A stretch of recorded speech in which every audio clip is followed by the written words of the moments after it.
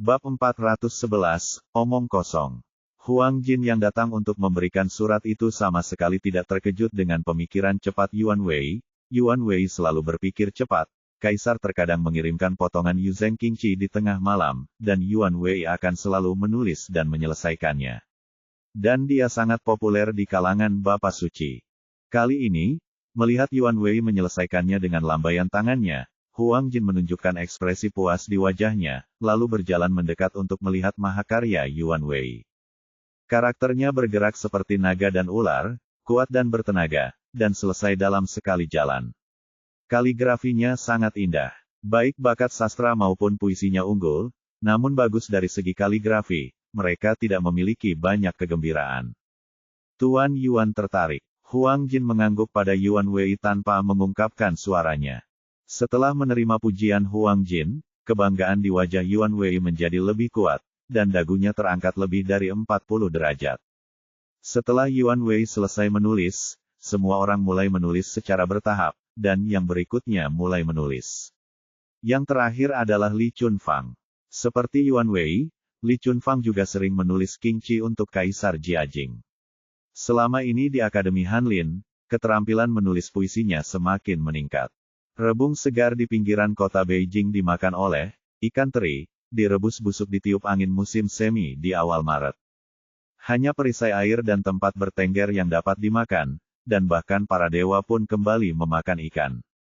Dibandingkan dengan puisi Yuan Wei, ekspresi Huang Jin sedikit lebih kaya ketika membaca puisi Li Chunfang, namun ia masih merasa sedikit penyesalan di dalam hatinya, meski puisi ini memiliki sedikit rasa nasi dan membuat orang sedikit lebih tertarik pada ikan, itu juga sedikit. Itu saja, masih belum membuat selera orang, sayang sekali. Tuan Li tertarik. Huang Jin mengangguk, tidak dapat melihat emosinya. Setelah Li Chunfang selesai menulis puisi, yang lain juga menyelesaikan puisi demi puisi. Zhang Juzheng dan Zhang Siwei juga masing-masing menulis puisi. Puisi Zhang Juzheng jelas merupakan yang terbaik. Raja Naga mengetahui keindahan ikan, dan Dewa Gunung mengetahui aroma rebung. Minuman manis ini disajikan dalam cangkir batu giok putih, dengan rasa yang tahan lama. Zhang Siwei juga memenuhi bakat sastranya. Mengikuti Zhang Juzheng juga dia menulis karya yang luar biasa. Semua sarjana Hanlin yang hadir di sini pada dasarnya telah selesai menulis sebuah mahakarya. Satu-satunya yang belum selesai menulis adalah Zhu Ping'an. Zhu Ping'an adalah sarjana nomor 1, tetapi dia belum menulis, jadi semua orang tidak bisa tidak mengalihkan perhatian mereka kepadanya. Mungkinkah cendekiawan nomor 1 itu bingung saat menerima lamaran dari Kaisar Suci untuk pertama kalinya? Huang Jin juga mengarahkan pandangannya pada Zhu Ping'an saat ini. Jika dia memiliki harapan besar pada siapapun kali ini, itu adalah Zhu Ping'an. Tadi malam, puisi Zhu Ping'an di meja anggurlah yang membuat Tuhan makan 2 mangkuk nasi lagi. Faktanya, ketika dia melihat catatan kecil dari Kaisar Jiajing, reaksi pertama Zhu Ping'an adalah puisi makanan yang ditulis oleh para pecinta kuliner yang dia lihat di zaman modern. Lelucon yang dia buat tadi malam adalah puisi makanan yang dia lihat di internet. Salah satu puisi. Konon di zaman modern ini, ketika saya membaca puisi-puisi ini, saya memiliki nafsu makan yang besar, bahkan saya melewatkan Lao Ganma untuk makan mie instan. Lebih memuaskan dibandingkan saat saya melihat China di ujung lidah saya. Tapi satu-satunya masalah adalah, saya tidak tahu apakah hal itu dapat diterima di zaman sekarang ini, dan itu untuk orang yang paling berkuasa di dunia. Mengapa cendekiawan nomor 1 belum menulis? Huang Jin bertanya. Saya berani bertanya pada Huang Gong. Apa batasan puisi? Zhu Ping'an tidak menjawab. Sebaliknya, dia mengangkat tangannya dan menanyakan pertanyaan pada Huang Jin. Tidak ada yang lain, hanya menggugah selera. Huang Jin menggelengkan kepalanya, lalu menambahkan dengan penuh arti, tidak perlu terlalu khawatir, tulis saja apapun yang kamu mau. Ada sesuatu di dalamnya, tapi aku menyukainya. Saya mengangguk dan mendapat ide. Jika saya menulis sesuai aturan konvensional, bakat sastra saya tidak akan sebaik Yuan Wei, Li Chunfang, dan Zhang Juzheng. Dan sejujurnya, saya kurang berminat membaca puisi-puisi mereka. Pikirkan tentang hal ini. Kaisar Jiajing kehilangan nafsu makan dan tidak bisa makan. Tujuannya adalah untuk membangkitkan nafsu makannya. Mengenai sastra dan gaya, saya tetap bertanya kepadanya dan Huang Jin mengatakan tidak ada. Sekalipun gaya penulisannya kurang bagus, paling banyak hanya akan membuat sedikit orang tertawa, dan sepertinya bagus jika bisa membuat Kaisar Jiajing tertawa 2 kali. Menghadapi benda itu bernilai banyak uang, dan cukup melelahkan untuk dipakai. Setelah Zhu Ping'an berpikir jernih, dia mengangkat sudut bibirnya, mengambil kuas dengan rasa bercanda, dan mencelupkan tinta ke dalam batu tinta. Untuk sesaat, semua orang memusatkan perhatian mereka pada ujung pena tebal Zhu Ping'an yang meneteskan tinta. Penanya bagus dan tulisannya mantap, tapi apa maksudnya jika Anda berhenti di atas kertas dan tidak bergerak? Setelah semua orang menyaksikan Zhu Ping'an mengambil pena, mencelupkannya ke dalam tinta, dan meletakkannya, mereka menunggu untuk melihat puisi yang ditulis oleh Zhu Ping'an. Namun pada saat kritis ini, mereka melihat Zhu Ping'an meletakkan pena di atas kertas dan tidak ada kata-kata lagi, dan dia tidak bergerak. Sepertinya mesinnya mati. Apa kamu gugup dan bingung? Rasa malu karena tugas sebesar itu hanya dangkal. Yuan Wei memandang Zhu Ping'an dengan tatapan yang lebih menghina. Maaf mengganggu Tuan Huang, tapi saya ingin bertanya, dapur kekaisaran ingin memberi makan yang mulia hari ini, karena takut mengganggu pengaturan makanan yang mulia. Suara Zhu Ping'an terdengar sekitar setengah detik setelah dia mulai menulis. Mendengar ini, Zhang Juzheng tidak bisa menahan diri untuk tidak melihat ke arah Zhu Ping'an 2 kali. Dia sangat bijaksana. Mengapa dia tidak memikirkan hal yang sedang dipertimbangkan Zhu Ping'an? Semua orang sepertinya merasakan hal yang sama. Yang mulia telah lama berpuasa dan makan makanan vegetarian beberapa hari yang lalu. Dapur kekaisaran sedang berpikir untuk membuat lebih banyak daging untuk mengisi kembali darah orang suci. Huang Jin memandang Zhu Ping'an dengan kagum dengan kehati-hatian Zhu Ping'an dan kemampuannya untuk menempatkan dirinya pada posisi orang suci. Berpikir, daripada sekadar memiliki mentalitas untuk menyelesaikan tugas, menteri seperti itu adalah menteri yang mulia hargai. Oh, makan lebih banyak daging. Zhu Ping'an mengangguk, lalu kuas di tangannya mulai menari, tanpa poin tambahan, sekaligus. Tidak ada bambu yang membuat orang menjadi vulgar, dan tidak ada daging yang membuat orang kurus. Daging babi rebus yang enak dan tidak terlalu tipis dengan rebung. Awalnya semua orang dikejutkan dengan kaligrafi Zhu Ping'an yang luar biasa. Kaligrafi Zhu Ping'an bisa dikatakan yang terbaik di Akademi Hanlin.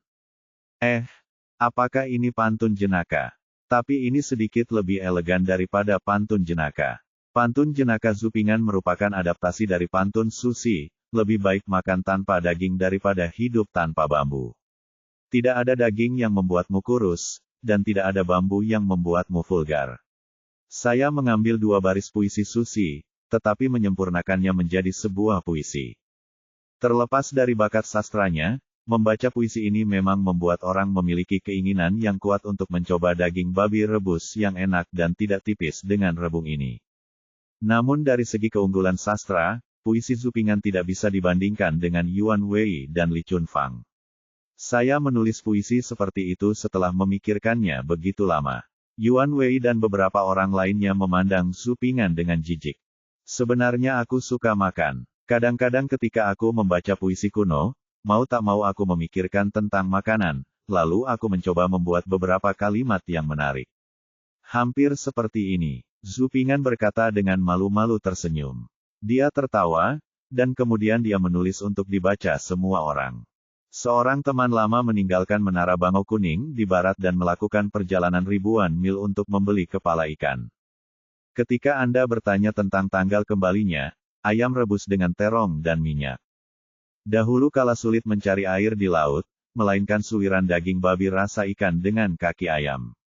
Sulit untuk mengucapkan selamat tinggal saat kita bertemu.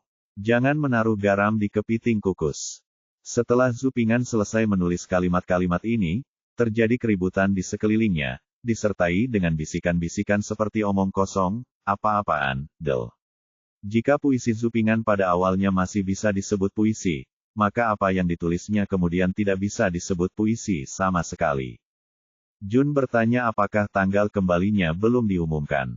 Terong rebus dan ayam rebus minyak, apa ini? Bab 412, Aku lapar. Ini sama sekali bukan puisi. Dong Weng tetangga masih pandai menjadi sarjana nomor 1. Setelah membaca puisi kedua yang ditulis oleh Zhu Ping'an, seorang pejabat Hanlin merasa tidak enak dan menggelengkan kepalanya sambil melihatnya wajahku. Aku menghela nafas tanpa henti, merasa bahwa puisi Zhu Ping'an hanya menurunkan standar keseluruhan Akademi Hanlin. Pejabat lain juga memandangnya ke samping, beberapa dari mereka tidak bisa mengapresiasi mahakarya kecap Zhu Ping'an. Saat semua orang mencemooh, perut keroncongan yang sangat sumbang terdengar dari kerumunan. Gu Dong, siapa? Semua orang menoleh untuk mengikuti jejak suara tersebut, dan kemudian menemukan seorang pejabat Hanlin berusia 30-an sedang memandang semua orang dengan wajah sedikit malu. Ahem, maafkan aku semuanya, aku lupa makan ketika aku sedang menulis buku sejarah di siang hari, dan aku merasa sedikit lapar setelah membaca dua puisi yang ditulis oleh Lord Zhu ini. Yi Shu, seorang pejabat Hanlin di rumahnya 30-an sambil memegangi perutnya, dia menunjuk mahakarya Zhu Ping'an dan menjelaskan dengan rasa malu. Apakah kamu lapar? Apa yang diceritakan petugas Hanlin ini adalah kebenaran. Dia baru-baru ini bertugas menyusun sejarah dinasti Song. Ketika dia sampai pada bagian tentang aib Jingkang di pagi hari, dia begitu asyik sehingga dia tidak bisa melepaskan diri. Dia merasa bahwa Tiongkok yang luas telah menjadi mainan kuku besi ras alien, dan dia tiba-tiba kehilangan semua ketenangannya, duduk di sana untuk waktu yang lama dalam keadaan linglung. Namun, setelah membaca puisi pertama Zhu Ping'an, ia memiliki nafsu makan. Ketika sampai pada puisi kedua, ia tidak bisa mengendalikan organ dalamnya dan mendambakan rebung, daging babi rebus, kepala ikan, kepiting, dan ayam rebus dari suara itu, dong. Entah berapa lama dia menahannya, tapi dia tetap tidak bisa menahannya. Meski perut keroncongan, para pejabat Hanlin tidak banyak berubah pendapatnya terhadap puisi Zhu Ping'an. Untuk perhatian semua orang, Zhu Ping'an sudah menduganya, tapi dia tidak menganggapnya serius. Puisi dan lagu awalnya ditulis sebagai lelucon, dan catatan dari Kaisar Jiajing meminta puisi yang menggugah selera. Hanya puisi yang menggugah selera, kata-kata ini memiliki perasaan yang kuat dan tidak lazim. Puisi dan lagu yang serius mengungkapkan ambisi dengan objek dan mengekspresikan emosi melalui pemandangan. Jadi, selama Anda punya selera, tidak peduli apa gaya atau bakatnya. Sebenarnya, saya telah menulis beberapa lelucon lain sebelumnya, tetapi itu bukan puisi. Saya akan membuat Yang Mulia tertawa. Oh, tentu saja itu juga sangat enak. Zhu Ping'an tetap tenang di tengah desahan. Tidak terpengaruh sama sekali, Yan tersenyum dan meletakkan kembali kuasnya di atas batu tinta dan mencelupkannya ke dalam tinta tebal lagi. Garis-garis kaligrafi master muncul di kertas nasi, setiap goresan adalah harta karun dalam seni. Tapi apa isinya artikel ini? Aku di sini bersama ikan asam manis yang berkeliaran di laut. Aku di sini dengan sayap pedas yang membumbung tinggi di langit. Suatu sore, aku datang ke air dan bertanya pada Yu, siapa di antara kamu dan aku akan memasak lebih banyak? Apa ini? Mataku menjadi buta. Ini lebih dari sekedar lelucon, rasanya lelucon kita sendiri ratusan kali lebih serius dari ini. Namun sepertinya setelah menontonnya, saya benar-benar merasakan keinginan untuk memakan sepotong ikan asam manis dan menyantap sayap pedas. Gu Dong, kamu tidak perlu melihat untuk mengetahui bahwa Hanlin yang belum makan siang perutnya keroncongan lagi. Dia pasti lapar lagi setelah melihat ikan asam manis dan sirip pedas. Memang puisi Zhu Ping'an tidak memiliki bakat sastra yang luar biasa, namun penuh nafsu makan. Puisi berorientasi makanan ini juga merupakan puisi pilihan Zhu Ping'an dari internet, seorang penyair yang merupakan seorang pecinta kuliner kelas 3 sekolah menengah di Henan adalah akar sayap pedas yang terbang bebas di langit. Sore itu Anda terbang ke air dan bertanya kepada saya, siapa yang lebih baik antara Anda dan saya? Tentu saja, Zhu Ping'an mengubah puisi ini menjadi bahasa Mandarin klasik. Bagaimanapun, bahasa Mandarin vernakular sangat populer di zaman modern, tetapi tidak berlaku untuk bahasa Mandarin kulit putih. Huang Jin mengumpulkan semua puisi yang ditulis oleh semua orang yang hadir, meletakkan puisi Zhu Ping'an di akhir, dan kemudian membawa puisi tersebut ke Si Yuan tanpa henti sejenak. Huang Jin tidak sabar menunggu Kaisar Jiajing membaca puisi-puisi ini. Dia pasti memiliki nafsu makan yang baik setelah membacanya. Setelah Huang Jin pergi, Zhu Ping'an tidak lagi menganggap serius puisi-puisi yang ditulisnya. Meskipun ia memiliki nafsu makan ketika membaca puisi-puisi bergaya makanan ini di zaman modern, tidak ada jaminan Kaisar Jiajing akan menyukainya. Oleh karena itu, setelah selesai menulis, Zhu Ping'an berpura-pura bahwa kejadian tersebut tidak terjadi, kembali ke perpustakaan tempatnya bekerja, dan mulai menata buku secara perlahan. Dalam hal pengorganisasian buku, Zhu Ping'an memiliki kelebihan yang sulit ditandingi oleh orang lain, yaitu memori supernya. Meskipun Zhu Ping'an tidak memiliki memori fotografis, namun ia dapat mengingatnya sebanyak 10 kali dari 10 setelah membacanya. Zhu Ping'an untuk sementara mengosongkan rak buku pertama, lalu menulis catatan dan menempelkannya di rak buku. Zhu Ping'an telah menulis banyak catatan indah. Catatan ini seperti label rak buku di perpustakaan modern, tetapi alih-alih menggunakan pinyin dan angka, mereka menggunakan kategori seperti subset klasik dan sejarah dan Hongwu Zhengyun. Zhu Ping'an memutuskan untuk menata ulang buku-buku di lantai 1 dan 2 sesuai gaya perpustakaan modern. Tentu saja ini adalah tugas yang sangat berat, namun dengan memori super Zhu Ping'an, mungkin tidak akan memakan waktu lama untuk menyelesaikannya. Tentu saja tidak akan terlalu singkat. Setelah Zhu Ping'an mengosongkan rak buku pertama, dia mulai menelusuri buku-buku besar di rak buku di lantai pertama, dan meletakkan setiap buku yang dilihatnya dalam urutan Hongwu Zhengyun dalam koleksi klasik dan sejarah. Kecepatan membaca Zhu Ping'an sangat cepat. Dalam kata-kata Laoli yang sedang menyapu lantai, kecepatan membaca Zhu Ping'an seperti memindahkan buku. Di mata Laoli, beginilah cara Zhu Ping'an membaca buku. Ia berdiri di depan rak buku dan membolak-balik rak buku satu persatu. Hanya butuh beberapa detik untuk setiap buku-buku keluar, satu demi satu. Kelihatannya acak, tetapi setiap buku ditempatkan pada posisi yang berbeda, dan rak buku dengan cepat dipindahkan. Kecuali 5 buku yang ditempatkan Zhu Ping'an di rak buku pertama, sisanya diletakkan di ruang terbuka. Setelah Zhu Ping'an mengosongkan rak buku kedua, ia mengambil label tertulis lainnya dan menempelkan label tersebut pada rak buku kedua. Kemudian ia mengambil 7 buku lagi dari ruang kosong tersebut dan menyusunnya di rak buku tersebut. Setelah selesai, Zhu Ping'an berjalan ke rak buku ketiga, dan di bawah tatapan kaget Laoli, dia selesai membaca buku di rak ini dalam waktu kurang dari 10 menit. Kemudian dia memindahkan buku-buku itu, masing-masing buku sesuai aturan buku ditempatkan di rak buku pertama dan kedua. Setelah rak buku ketiga dikosongkan, Zhu Ping'an memberi label pada rak buku ini, dan hampir 10 buku lagi ditempatkan di rak buku ini.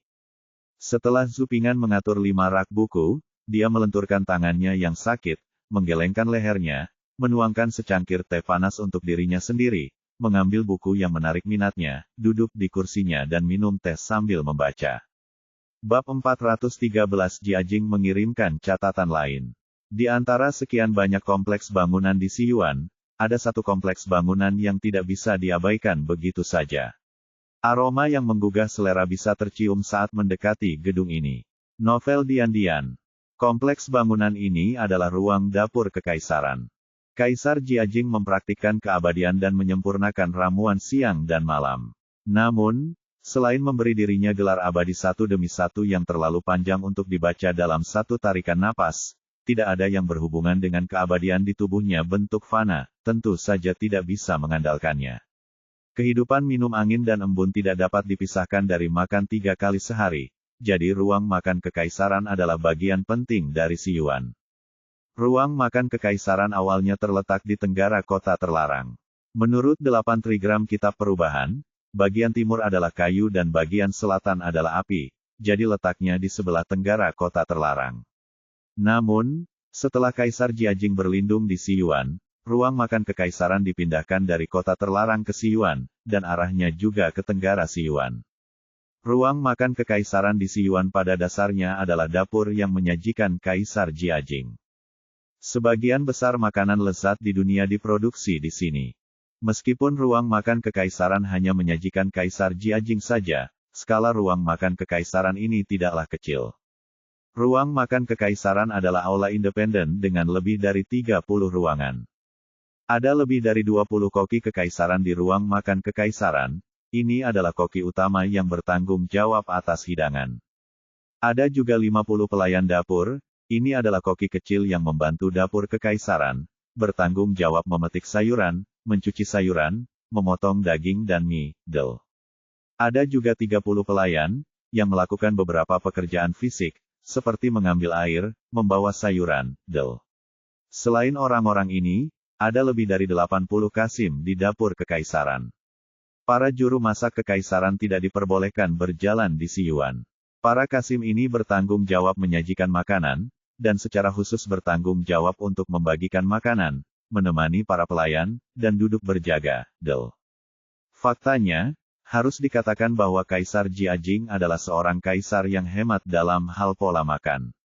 Jumlah keseluruhan personel ini lebih dari 100 lebih sedikit dibandingkan dengan Zhengde dan pendahulu lainnya, apalagi dibandingkan dengan generasi selanjutnya dari dinasti Manchukuo, dan dibandingkan dengan generasi selanjutnya dari janda permaisuri Cixi yang sering makan lebih dari 100 hidangan.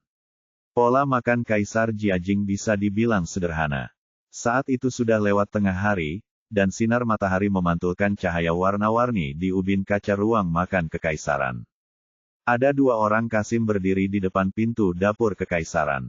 Mereka memandang dengan cemas ke pintu dapur kekaisaran, mondar-mandir memegang debu Buddha di tangan mereka, mendesah pelan satu demi satu. Mereka berdua telah menunggu di sini selama lebih dari 1 jam, tetapi mereka belum melihat kasim kecil yang pergi untuk mengantarkan daftar makanan kembali. Kabar yang datang hanya bersifat sementara. Yang mulia, saya belum makan 2 kali. Apa yang akan saya lakukan jika tubuh naga saya mati kelaparan? Tidak, keluarga kami sangat mengkhawatirkan hal ini. Tidak mungkin kami melakukan kesalahan di dapur kekaisaran. Omong kosong apa yang kamu bicarakan? Kamu diberi hadiah atas makananmu tadi malam. Kasim pendek yang bertugas sebagai makanan buru-buru melambaikan debu Buddha 2 kali. Seolah dia bisa menghilangkan kesialan. Ya, ya. Kasim Liu menjawab ya. Kasim lain yang bertanggung jawab di ruang makan mengangguk berulang kali. Hatiku sedikit lebih luas.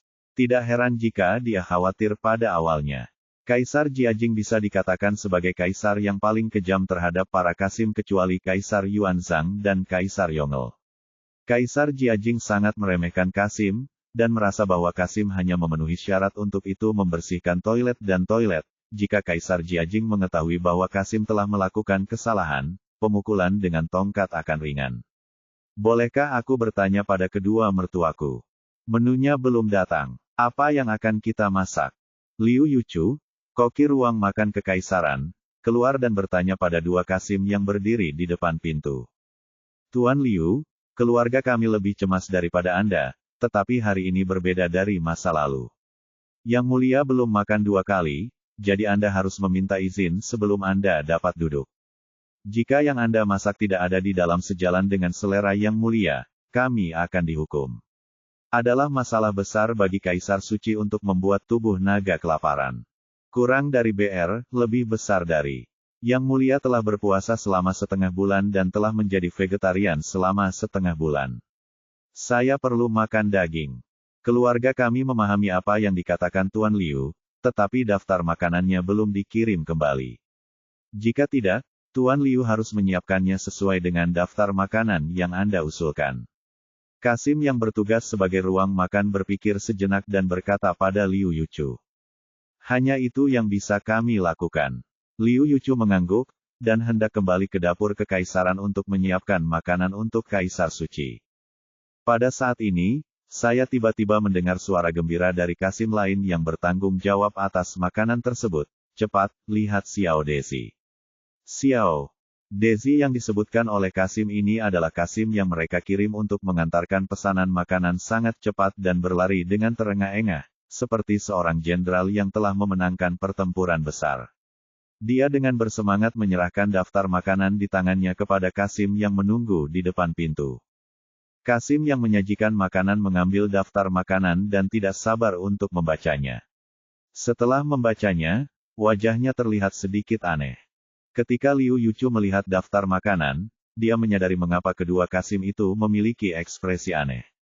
Daftar makanan yang dikirim kembali benar-benar berbeda dari yang mereka kirimkan, dan tidak ada hidangan yang sama. Daging babi rebus dengan rebung, kepala ikan kukus, terong rebus, ayam rebus, daging babi suwir rasa ikan, ceker ayam rebus, kepiting kukus tanpa garam ikan asam manis, sayap ayam pedas. Semakin banyak Liu Yuchu memandang menu ini, semakin dia merasa menyukainya. Aneh, hidangan ini umumnya agak tidak enak. Entah kenapa Yang Kudus tiba-tiba ingin menyantap hidangan ini. Namun, saya akhirnya tahu apa yang harus saya lakukan. Liu Yuchu mengambil daftar makanan dan segera kembali ke ruang makan kekaisaran. Dia menyerahkan menu di tangannya kepada para koki, dan kemudian mesin makanan gourmet di ruang makan kekaisaran mulai bergerak. Koki kekaisaran layak menjadi koki kekaisaran, dan hidangan di menu dengan cepat disajikan di depan semua orang satu per satu, semuanya lezat dan lesat. Total ada 9 hidangan di menu. Bagi masyarakat awam, 9 hidangan dalam satu kali makan pasti merupakan sebuah kemewahan, namun bagi kaisar, itu masih terlalu sedikit. Untuk memperkaya hidangan kaisar suci, para koki kekaisaran juga menyiapkan 6 hidangan tambahan, sehingga totalnya ada 15 hidangan, yang semuanya dikirim ke istana tempat Kaisar Jiajing menginap oleh Kasim. Ketika Zhu Ping'an sedang mengatur rak buku ke-10, Zhang Siwei datang lagi dan berkata bahwa catatan kecil lainnya telah dikirim oleh Kaisar Suci. Mendengar surat lain telah dikirim dari Kaisar Suci, Zhu Ping'an meletakkan buku itu di tangannya dan mengikuti Zhang Siwei ke Aula Akademi Hanlin. Kali ini, orang yang datang untuk mengantarkan surat kepada Kaisar Jiajing untuk suatu keperluan adalah seorang Huang Men kecil. Itu adalah Feng Bao, seorang kenalan Zhu Ping'an, dan bukan lagi Huang Jin sejak pagi. Selain itu, Huang Jin adalah orang yang populer di sekitar Kaisar Jiajing, dan dia adalah orang pertama yang bertanggung jawab atas pabrik timur. Bagaimana dia bisa punya banyak waktu untuk melakukan tugas? Ketika Zhu Ping'an memasuki aula, dia merasa suasana di aula agak aneh, dan petugas di aula semua memandangnya. Tuan Zhu, ini diberikan kepadamu oleh Yang Suci. Feng Bao membuka lipatan catatan kecil di tangannya dan berkata kepada Zhu Ping'an. Untukku, pantas saja suasana di aula begitu aneh, tak heran semua orang menatapku kali ini. Ternyata Kaisar Suci memberinya selembar kertas kecil. Ketika pertama kali tiba, dia menerima surat kecil dari Kaisar Jiajing. Jadi tidak heran jika dia membiarkan mereka melakukan ini. Namun, surat seperti apa yang dikirimkan Kaisar Jiajing kepadanya? Dia baru saja bergabung dengan pekerjaan itu, dan Zhu Ping'an sangat penasaran dengan isi surat itu. Yang mulia, saya menerima pesanannya. Zhu Ping'an berlutut dan mengambil catatan itu. Setelah Zhu Ping'an mengambil catatan itu, dia membukanya. Setelah membaca isi kertas kecil itu, dia tidak bisa tertawa atau menangis, karena hanya ada kalimat sederhana di atasnya. Ikan asam manis lebih enak dimakan, nasi. Bab 414 Tolong longgarkan larangan laut. Zhu Ping'an kembali ke perpustakaan dengan mata merah, terutama Yuan Wei, seorang mahasiswa sarjana di Akademi Hanlin. Ketika dia melihat ke arah Zhu Ping'an, matanya semakin merah. Yuan Wei pun melihat isi surat dari Kaisar Jiajing kepada Zhu Ping'an. Ikan asam manis lebih nikmat. Kalimat ini jelas berarti puisi yang ditulis oleh Zhu Ping'an disukai oleh Kaisar Jiajing. Dia merasa Zhu Ping'an adalah seorang spekulan. Di mata Yuan Wei, tingkat puisi Zhu Ping'an terlalu rata-rata, tapi itu hanya kebetulan.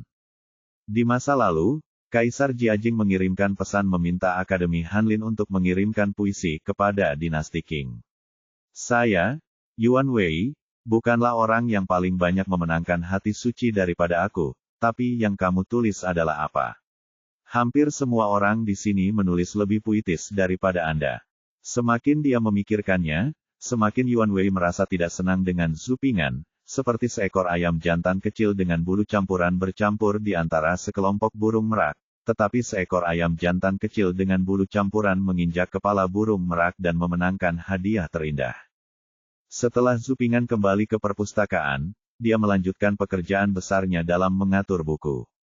Koleksinya terlalu banyak. 10 rak buku yang dia atur terlalu kecil dibandingkan dengan perpustakaan 6 ruangan perjalanan masih panjang, tetapi Su Ping'an telah lama mempersiapkan mentalnya. Seperti kata pepatah, perjalanan 1000 mil dimulai dengan satu langkah, jadi bersikeraslah untuk meluangkan waktu Anda.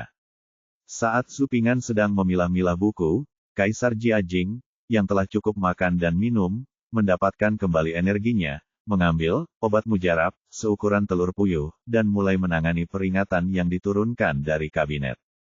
Kaisar Jiajing tidak hanya tahu cara mengolah keabadian dan menyempurnakan alkimia. Jika dia hanya tahu cara mengolah keabadian dan menyempurnakan alkimia serta mengabaikan urusan pemerintahan, dinasti Ming mungkin sudah berpindah tangan sejak lama. Kaisar Jiajing tidak pergi ke pengadilan. Kekuasaan dinasti Ming masih perlu dipegang teguh di tangannya sendiri. Kaisar Jiajing sepenuhnya menyadari hal ini ketika dia masih muda dan berselisih dengan para bangsawannya mengenai etiket hebat. Tentu saja, tugu peringatan yang ditangani oleh Kaisar Jiajing bukanlah tugu peringatan asli. Ini adalah peringatan setelah kabinet menanganinya. Tugu peringatan aslinya pertama-tama ditangani oleh kabinet. Kabinet yang menangani tugu peringatan tersebut dan menuliskan pendapatnya dengan pena hitam, yang juga merupakan rancangan. Peringatan dan rancangannya dikirim oleh kabinet kepada Kaisar Jiajing. Kaisar Jiajing menyetujui rancangan tersebut dan menulisnya dengan pena merah. Sistem pemungutan suara kabinet ini sangat menghemat waktu dan tenaga Kaisar. Namun Kaisar Jiajing lebih bebas masalah. Dia memberikan bagian bawah karya yang ditulis dengan pena merah kepada Kasim. Kasim yang bertanggung jawab atas upacara tersebut, yaitu rekan kuningnya Huang Jin. Faktanya, dalam beberapa aspek, Kaisar Jiajing adalah orang yang paling baik dalam menjadi seorang kaisar. Dia tidak pergi ke pengadilan, tetapi dia mampu memegang erat dinasti Ming, sehingga menghemat kekhawatiran, waktu dan tenaga. Kaisar Jiajing mengambil ramuan itu dan duduk di atas tikar bagua untuk bermeditasi. Ada lonceng berbentuk mangkuk yang terbuat dari batu giok bening di sampingnya. Pada kaki orang yang bersila terdapat pegangan yang terbuat dari kayu gaharu halus. Melihat Huang Jin, dia mengangguk. Huang Jin memahami arti tatapan Kaisar Jiajing.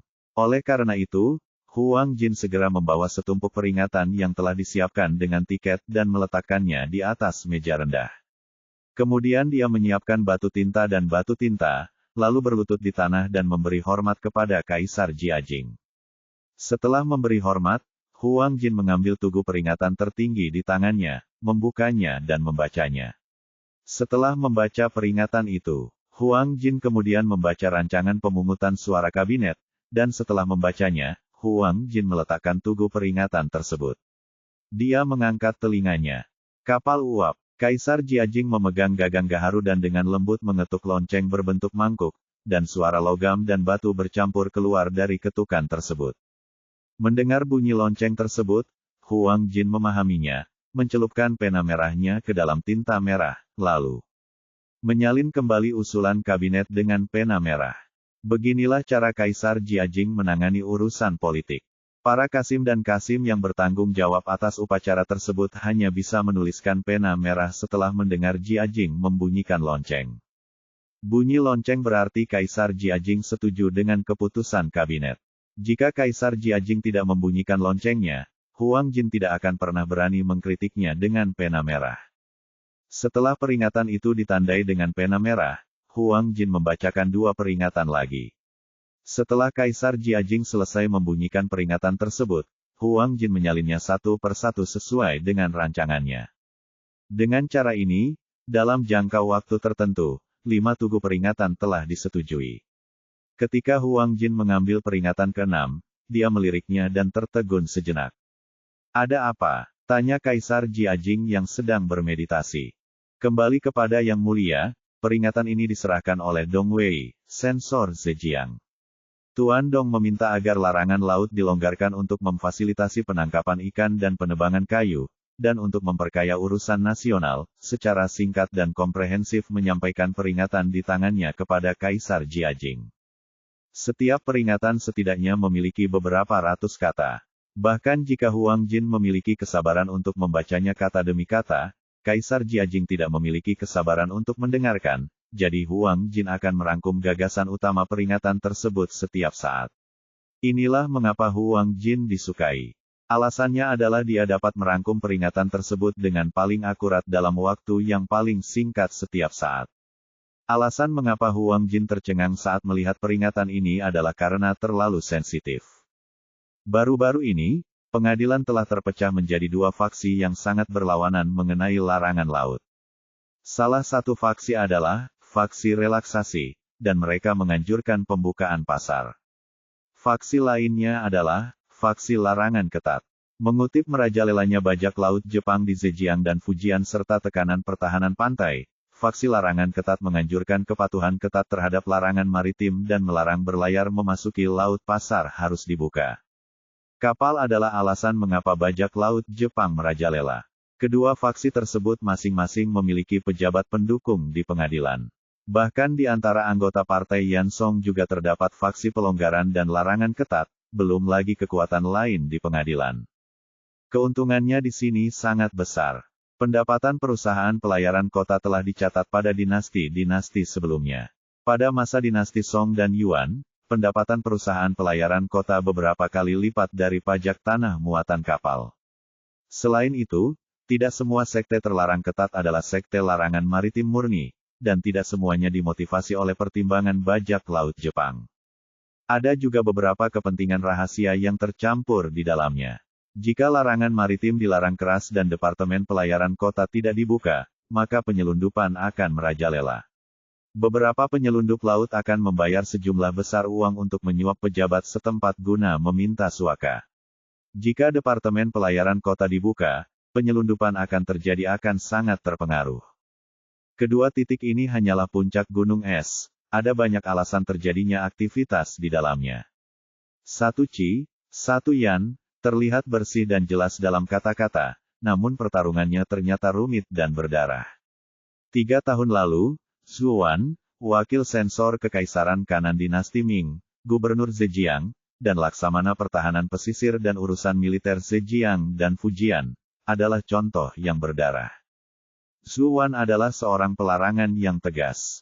Di satu sisi, dia melawan bajak laut Jepang, dan di sisi lain, dia memimpin pasukannya untuk menyerang Pulau Suangyu, tempat berkumpulnya penyelundupan, dan menangkap serta membunuh pemimpin penyelundupan. Baldi Li, bahkan orang pesisir yang berdagang dengan Fo Langji tidak ditangkap olehnya tanpa ampun.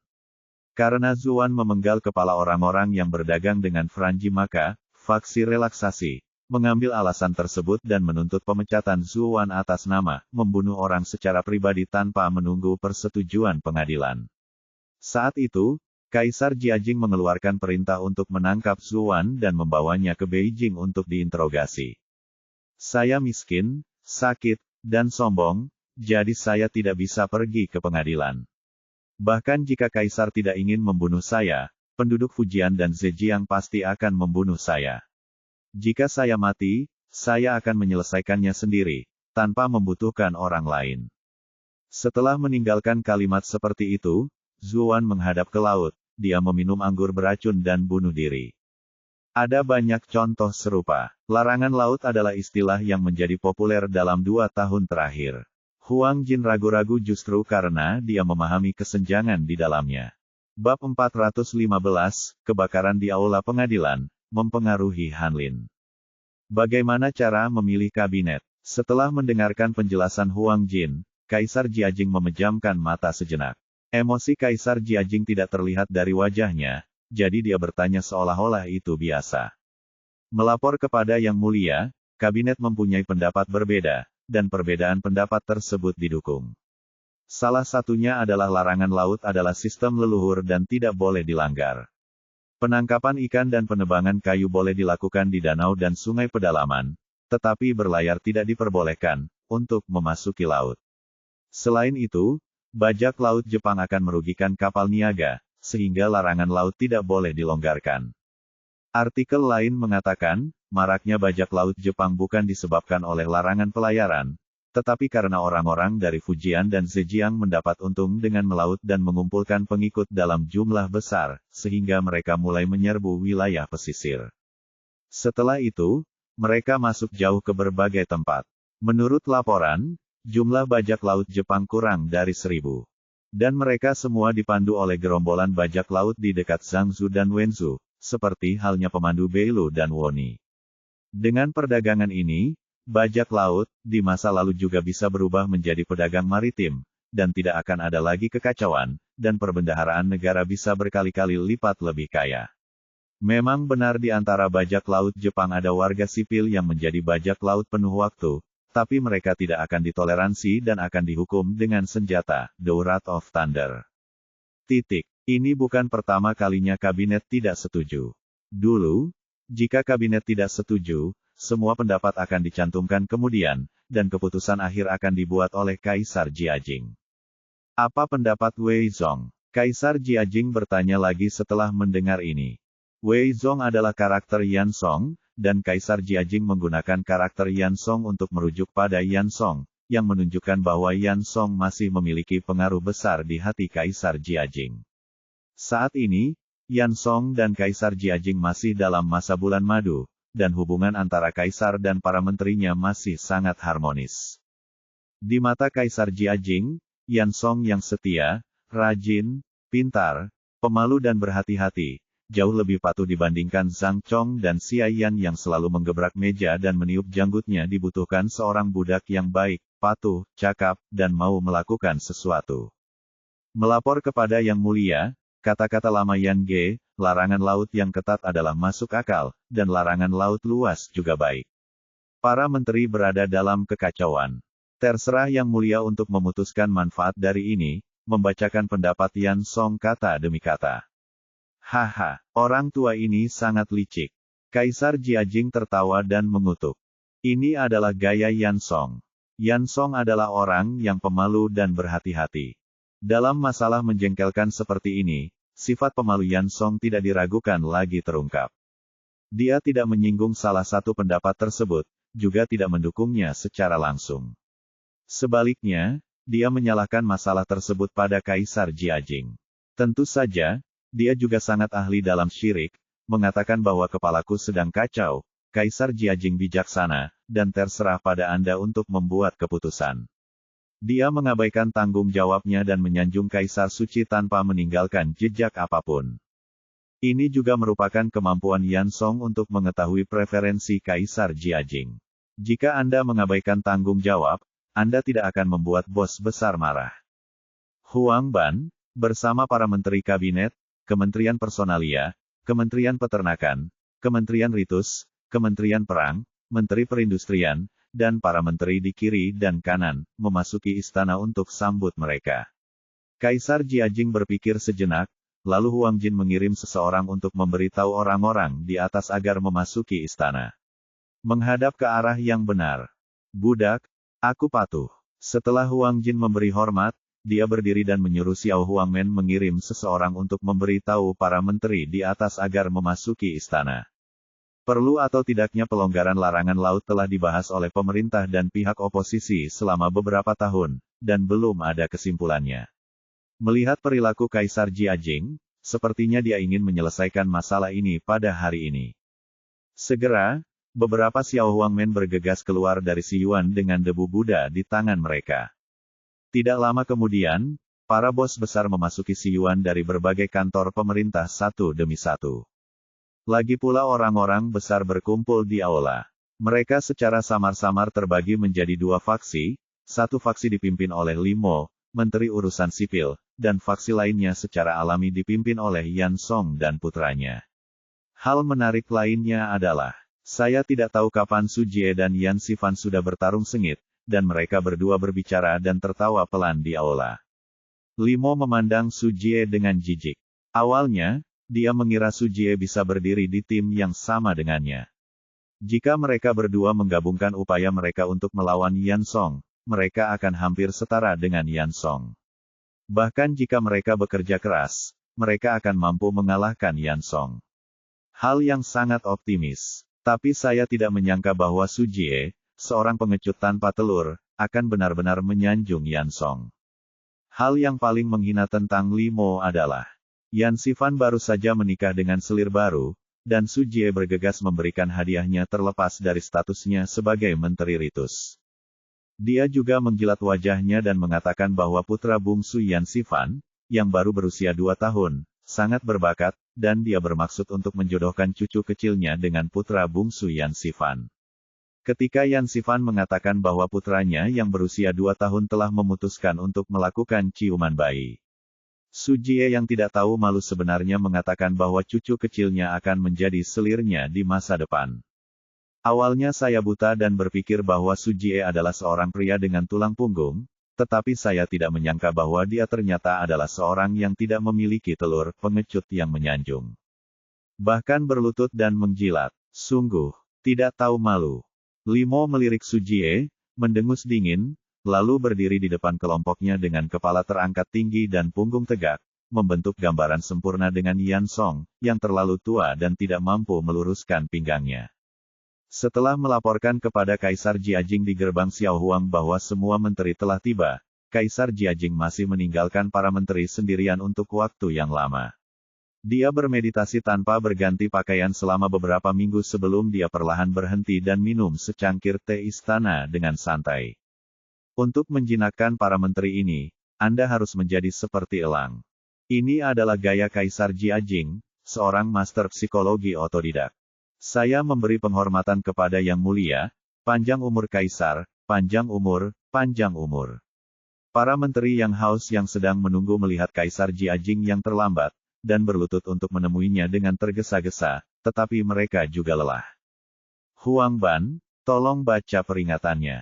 Setelah Kaisar Jiajing duduk di kursi naga, dia memandang para menteri yang bersemangat di bawah dan mengangguk puas, dan menyuruh Huang Jinchuan untuk membaca peringatan itu. Huang Jin telah menyalin beberapa salinan peringatan tersebut. Setelah mendengar instruksi Kaisar Jiajing, dia turun dari platform tinggi dan membagikan peringatan di tangannya kepada para menteri yang menunggu di istana. Peringatan yang diterima para menteri adalah yang disampaikan oleh Dong Wei, Badan Sensor Zhejiang, yang meminta pelonggaran larangan laut untuk memfasilitasi penangkapan ikan dan penebang kayu, dan untuk memperkaya negara. Peringatan ini sudah lama ditunggu-tunggu oleh Yan Song, dan semua orang di partai Yan telah diingatkan oleh Yan Song dan telah melakukan persiapan lebih awal. Namun, Limo dan yang lainnya hanya mengetahui bahwa DPRK akan membahas larangan laut hari ini, tetapi itu tidak masalah. Larangan laut telah dibahas selama beberapa tahun, dan Limo serta yang lainnya sangat memahaminya, jadi mereka tidak berada pada posisi yang dirugikan. Setiap orang mengutarakan pendapatnya masing-masing, dan jangan menyembunyikannya. Saya tidak akan melanjutkan apapun yang dibicarakan hari ini, dan saya tidak akan menghukum Anda dengan kata-kata. Anda semua adalah menteri saya, dan Anda dapat berbicara dengan bebas, dan saya akan mendengarkanmu. Kaisar Jiajing duduk di kursi naga dan membiarkan orang-orang di bawahnya para menteri mengutarakan pendapat mereka atas permintaan Dong Wei untuk pelonggaran larangan laut. Setelah Kaisar Jiajing berbicara, semua menteri di bawah memberi hormat dan berkata bahwa mereka mematuhi perintah tersebut. Rahmat yang mulia begitu besar. Kami mandi di dalamnya dan berpikir untuk berbagi kekhawatiran Anda kepada Yang Mulia. Larangan laut sudah ada sejak lama dan melibatkan banyak hal. Saya harap Anda melakukan yang terbaik dan memulai diskusi. Setelah Yan Song memberi hormat kepada Kaisar Jiajing, dia perlahan melihat ke arah para abdi dalam. Limo mengatur nada diskusi, lalu memandang Limo dan berkata, Tuan Li, jika ada yang ingin Anda katakan, silakan angkat bicara. Yan Song selesai berbicara, Limo mengangkat kepalanya dan berkata, sistem larangan laut adalah sistem leluhur dan hukum nenek moyang tidak dapat diubah. Invasi Jepang saat ini adalah bukti nyata. Larangan laut harus tegas tetapi tidak lunakan. Kapal feri harus dilindungi dan para pengkhianat harus diburu. Departemen Pelayaran Kota tidak boleh membuka kembali laut. Tolong, kata-kata, Kan Hai Ban, berbahaya, dan murid-murid Dong Wei harus dihukum berat. Setelah Limo mengatakan ini, Zhao Wenhua, anggota partai Yan Song, membalas, Guru Li berkata bahwa invasi Jepang dimulai dengan Kuan Hai Ban. Mohon maafkan saya karena tidak setuju dengan kerasnya larangan laut. Pada saat itu, bajak laut Jepang sudah merajalela.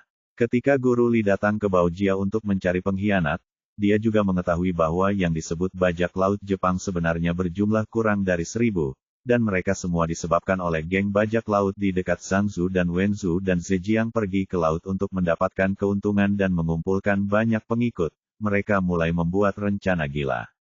Berbicara tentang ini, Zhao Wenhua menyimpulkan, jika kota ini terbuka, para bandit akan berubah menjadi pedagang, dan jika kota itu terbuka, para bandit akan berubah menjadi pedagang, dan jika kota itu terbuka, para bandit akan berubah menjadi pedagang, dan jika kota itu terbuka, para bandit akan berubah menjadi pedagang, dan jika kota itu terbuka, para bandit akan berubah menjadi pedagang, dan jika kota itu terbuka, para bandit akan berubah menjadi pedagang, dan jika kota itu terbuka, para bandit akan berubah menjadi pedagang, dan jika kota itu terbuka, para bandit akan berubah menjadi pedagang, dan jika kota itu terbuka, para bandit akan berubah menjadi pedagang, dan jika kota itu terbuka, para bandit akan berubah menjadi pedagang, dan jika kota itu terbuka, para bandit akan berubah menjadi pedagang, dan jika kota itu terbuka,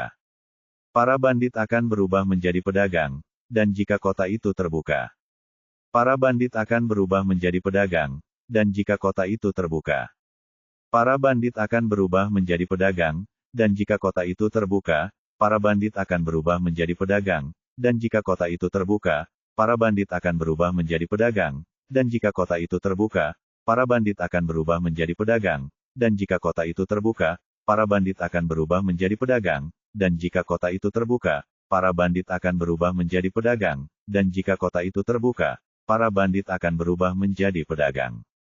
Kota dilarang, para pedagang akan berubah menjadi bandit. Yan Song mengangguk puas. Pengikut Limo tidak mau kalah, dan segera menggunakan contoh perintah Taizu untuk melarang laut untuk membantah lagi.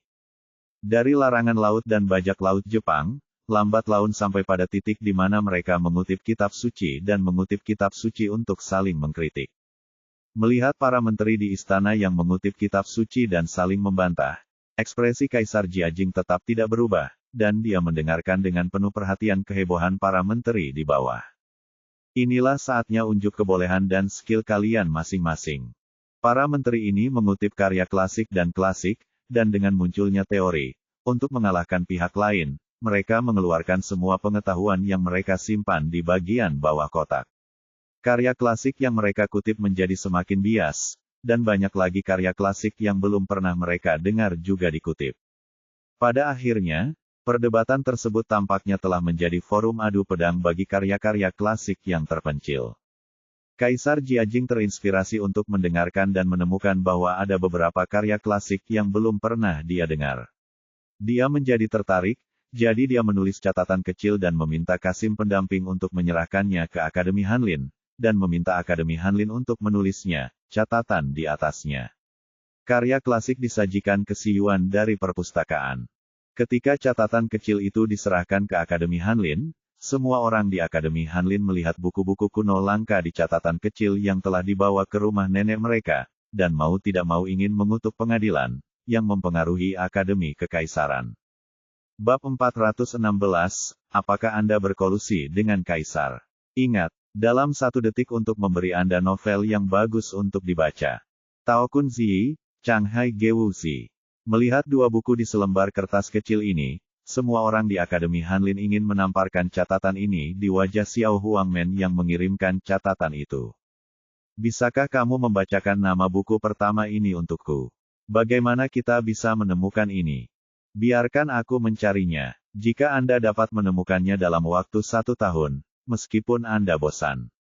Hei tunggu, sepertinya masalah pencarian buku adalah urusan paviliun perpustakaan kan? Dekan Limoli telah menugaskan Zhu Pingan ke paviliun perpustakaan. Ketika semua orang di Akademi Hanlin mau tidak mau ingin memarahi ibu mereka, mereka tiba-tiba teringat bahwa pencarian buku di Akademi Hanlin adalah milik perpustakaan. Zhu Pingan bertanggung jawab atas perpustakaan, bukan kami, jadi mereka diam-diam bersukacita. Jangan mati sebagai teman Tao yang merupakan penganut Tao yang miskin. Hukum besar ini berlaku sekali lagi. Selama saya baik-baik saja, tidak masalah jika banjir sedang mengamuk. Baiklah, tolong ayah mertua, tolong sampaikan catatan kecil ini kepada Tuan Zhu Pingan di perpustakaan. Tuan Zhu akan bertanggung jawab atas koleksi buku. Yuan Wei tersenyum dan mengembalikan catatan kecil itu kepada Xiao Huang yang mengirimkannya, lalu menunjuk ke arah perpustakaan dan menjelaskan ke pintu kuning kecil. Pada saat yang sama, Yuan Wei memiliki senyuman sombong di wajahnya. Yang lain pun mengangguk setuju. Ini bukan waktunya untuk mempromosikan gaya. Kita hampir tidak pernah mendengar tentang kedua buku ini, apalagi mencari kedua buku ini di koleksi perpustakaan yang berjumlah lebih dari 100.000 jilid. Selain itu, mereka juga mendengar dari Xiao Huangmen bahwa Kaisar Suci sedang menunggu untuk memintanya saat ini. Kaisar Suci, kabinet, dan orang dewasa dari berbagai kementerian sedang bertemu di istana selama beberapa tahun. Jika mereka melewatkan ini dalam hal pukulan besar, bahkan pemukulan dengan tongkat kerajaan adalah hal yang ringan. Haha, ikan asam manis lebih enak untuk nasi. Kali ini saya akan tunjukkan apakah itu ramah nasi. Yuan Wei melihat sosok yang menuju perpustakaan di gerbang kuning kecil, dan tidak bisa tidak memikirkan adegan di mana Zhu Ping'an dijepit ke tanah oleh Jin Yiwei dan memukul tongkat kekaisaran. Sepertinya bahwa dia merasa lebih baik, ya. Di sore hari, keluarlah untuk minum-minum dan menikmati lauk pauk serta ayam panggang. Xiao Huangmen membawa catatan itu ke perpustakaan dan memberikan catatan kecil kepada Zhu Ping'an. Dia menjelaskan latar belakang catatan tersebut dan mengatakan bahwa Kaisar Jiajing sedang berbicara dengan kabinet dan menteri tentang larangan urusan maritim. Setelah Zhu Ping'an mendengar ini, dia benar-benar ingin bergegas ke pengadilan untuk mendidik mereka tentang navigasi Eropa. Pada akhir masa Jiajing, pelarangan laut diulangi lagi, namun secara umum, pelarangan laut yang ketat masih menjadi yang utama, baik itu pelarangan ketat maupun pelonggaran. Faktanya, mereka pada dasarnya adalah sekte larangan maritim. Apa yang disebut sekte larangan longgar hanya membuka satu atau dua perusahaan pelayaran, dan ini bukanlah larangan laut terbuka yang sebenarnya. Dibandingkan dengan era navigasi historis dinasti Song dan Yuan, itu terlalu jauh. Pada saat ini, Eropa di belahan dunia lain telah memasuki era penemuan, dan perdagangan maritim serta ekspansi kolonial sedang berjalan lancar. Di laut, kapal layar kayu Eropa memuat emas, perak, rempah-rempah dan permata yang berlumuran darah koloni, dan mereka berlayar melawan angin dan ombak di laut. Ada kapal dagang yang penuh dengan budak kulit hitam di laut, melakukan perdagangan budak kriminal. Seorang bajak laut di laut sedang berlutut di geladak untuk menerima gelar Ksatria Ratu, sementara lebih banyak bajak laut mencari kapal dagang musuh di laut. Tapi, saat ini, kami masih mendiskusikan apakah larangan laut harus diperketat atau dilonggarkan. Sekarang lagi trennya ke arah berlayar nih Gan. Saat orang lain memainkan One Piece versi kehidupan nyata, kami masih memainkan Haiban. Lupakan saja, ini adalah sejarah. Saya tidak bisa mengubahnya sebagai Hanlin kecil, tapi saya benar-benar tidak ingin menunggu sampai 2 atau 300 tahun kemudian untuk dibombardir dengan kapal dan meriam yang kuat untuk membuka pintu pengasingan, dan seluruh negeri akan diperlakukan sebagai bajingan, siapapun bisa memberiku beberapa colekan. Terutama negara kepulauan tertentu. Nah, sepertinya sampah ini kini merajalela di sepanjang pantai. Ngomong-ngomong, negara kepulauan ini sekarang berada di era periode negara-negara berperang. Jika ini waktunya, tariklah ke bawah. Jangan dipikir-pikir, tidur saja. Sekarang saya hanyalah Hanlin kecil, tidak ada yang mendengarkan apa yang saya katakan. Dan BSP, Wu ambil kekuatannya. Senang rasanya memiliki hak untuk berbicara. Ahem, Tuan Su. Xiao Huangmen di satu sisi memandang Zhu Ping'an.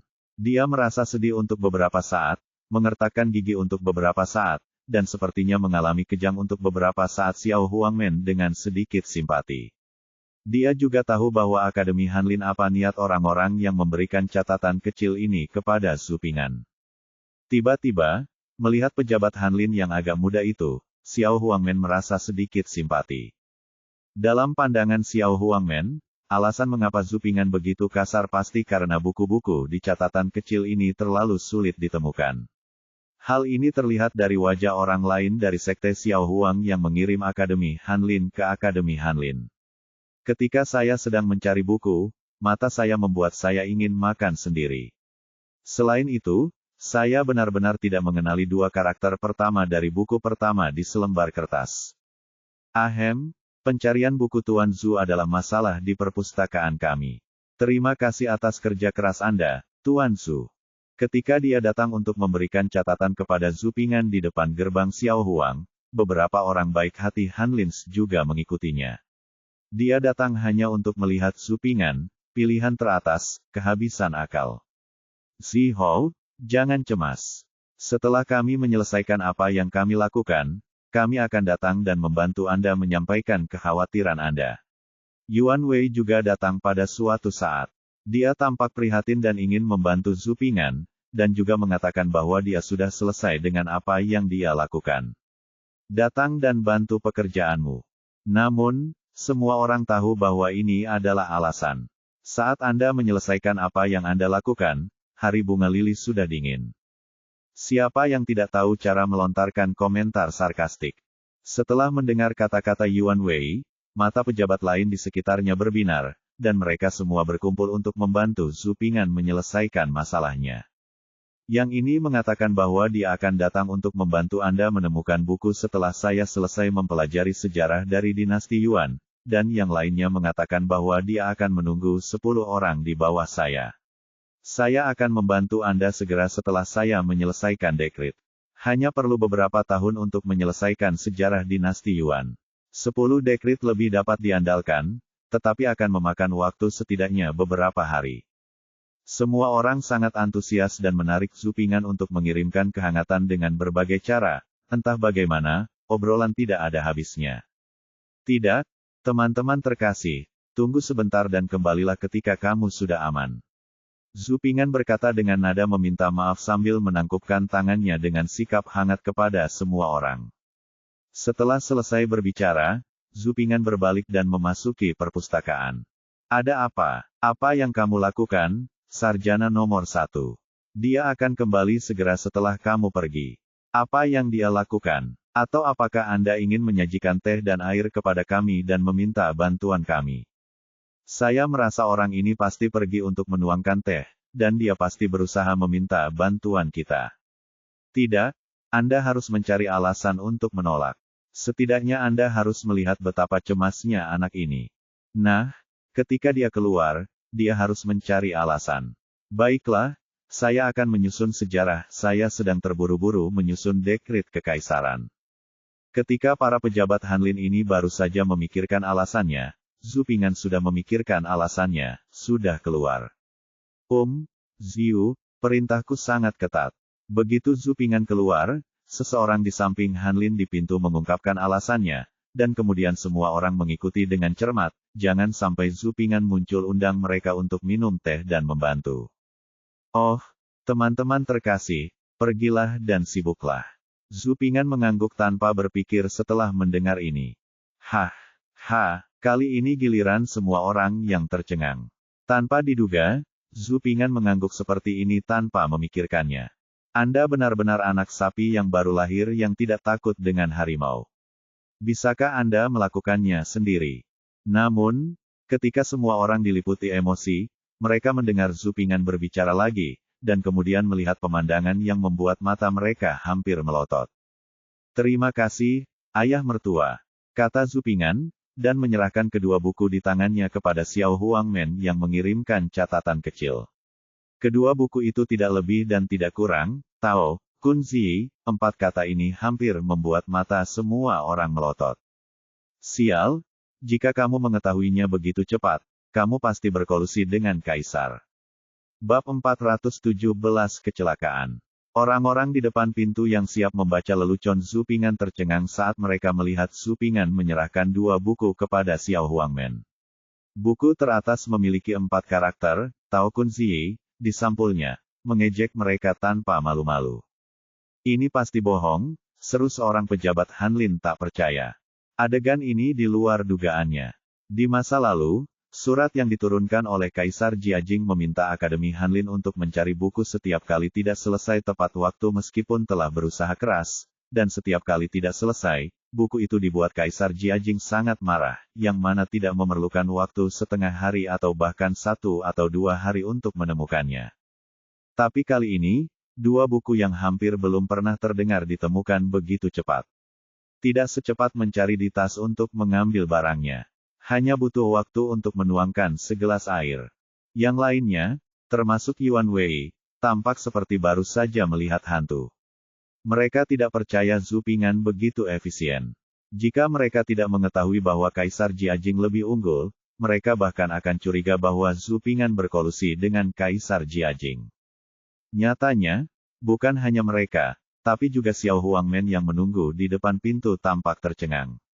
Bahkan jika Zhu Ping'an menyerahkan kedua buku itu ke tangannya, dia tidak percaya Zhu Ping'an bisa melakukannya secepat itu.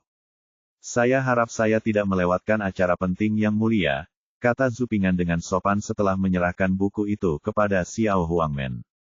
Pada saat ini, Xiao Huangmen tiba-tiba terbangun. Karena tidak percaya, dia membuka lipatan kertas kecil di tangannya dan membandingkannya dengan kata-kata di buku.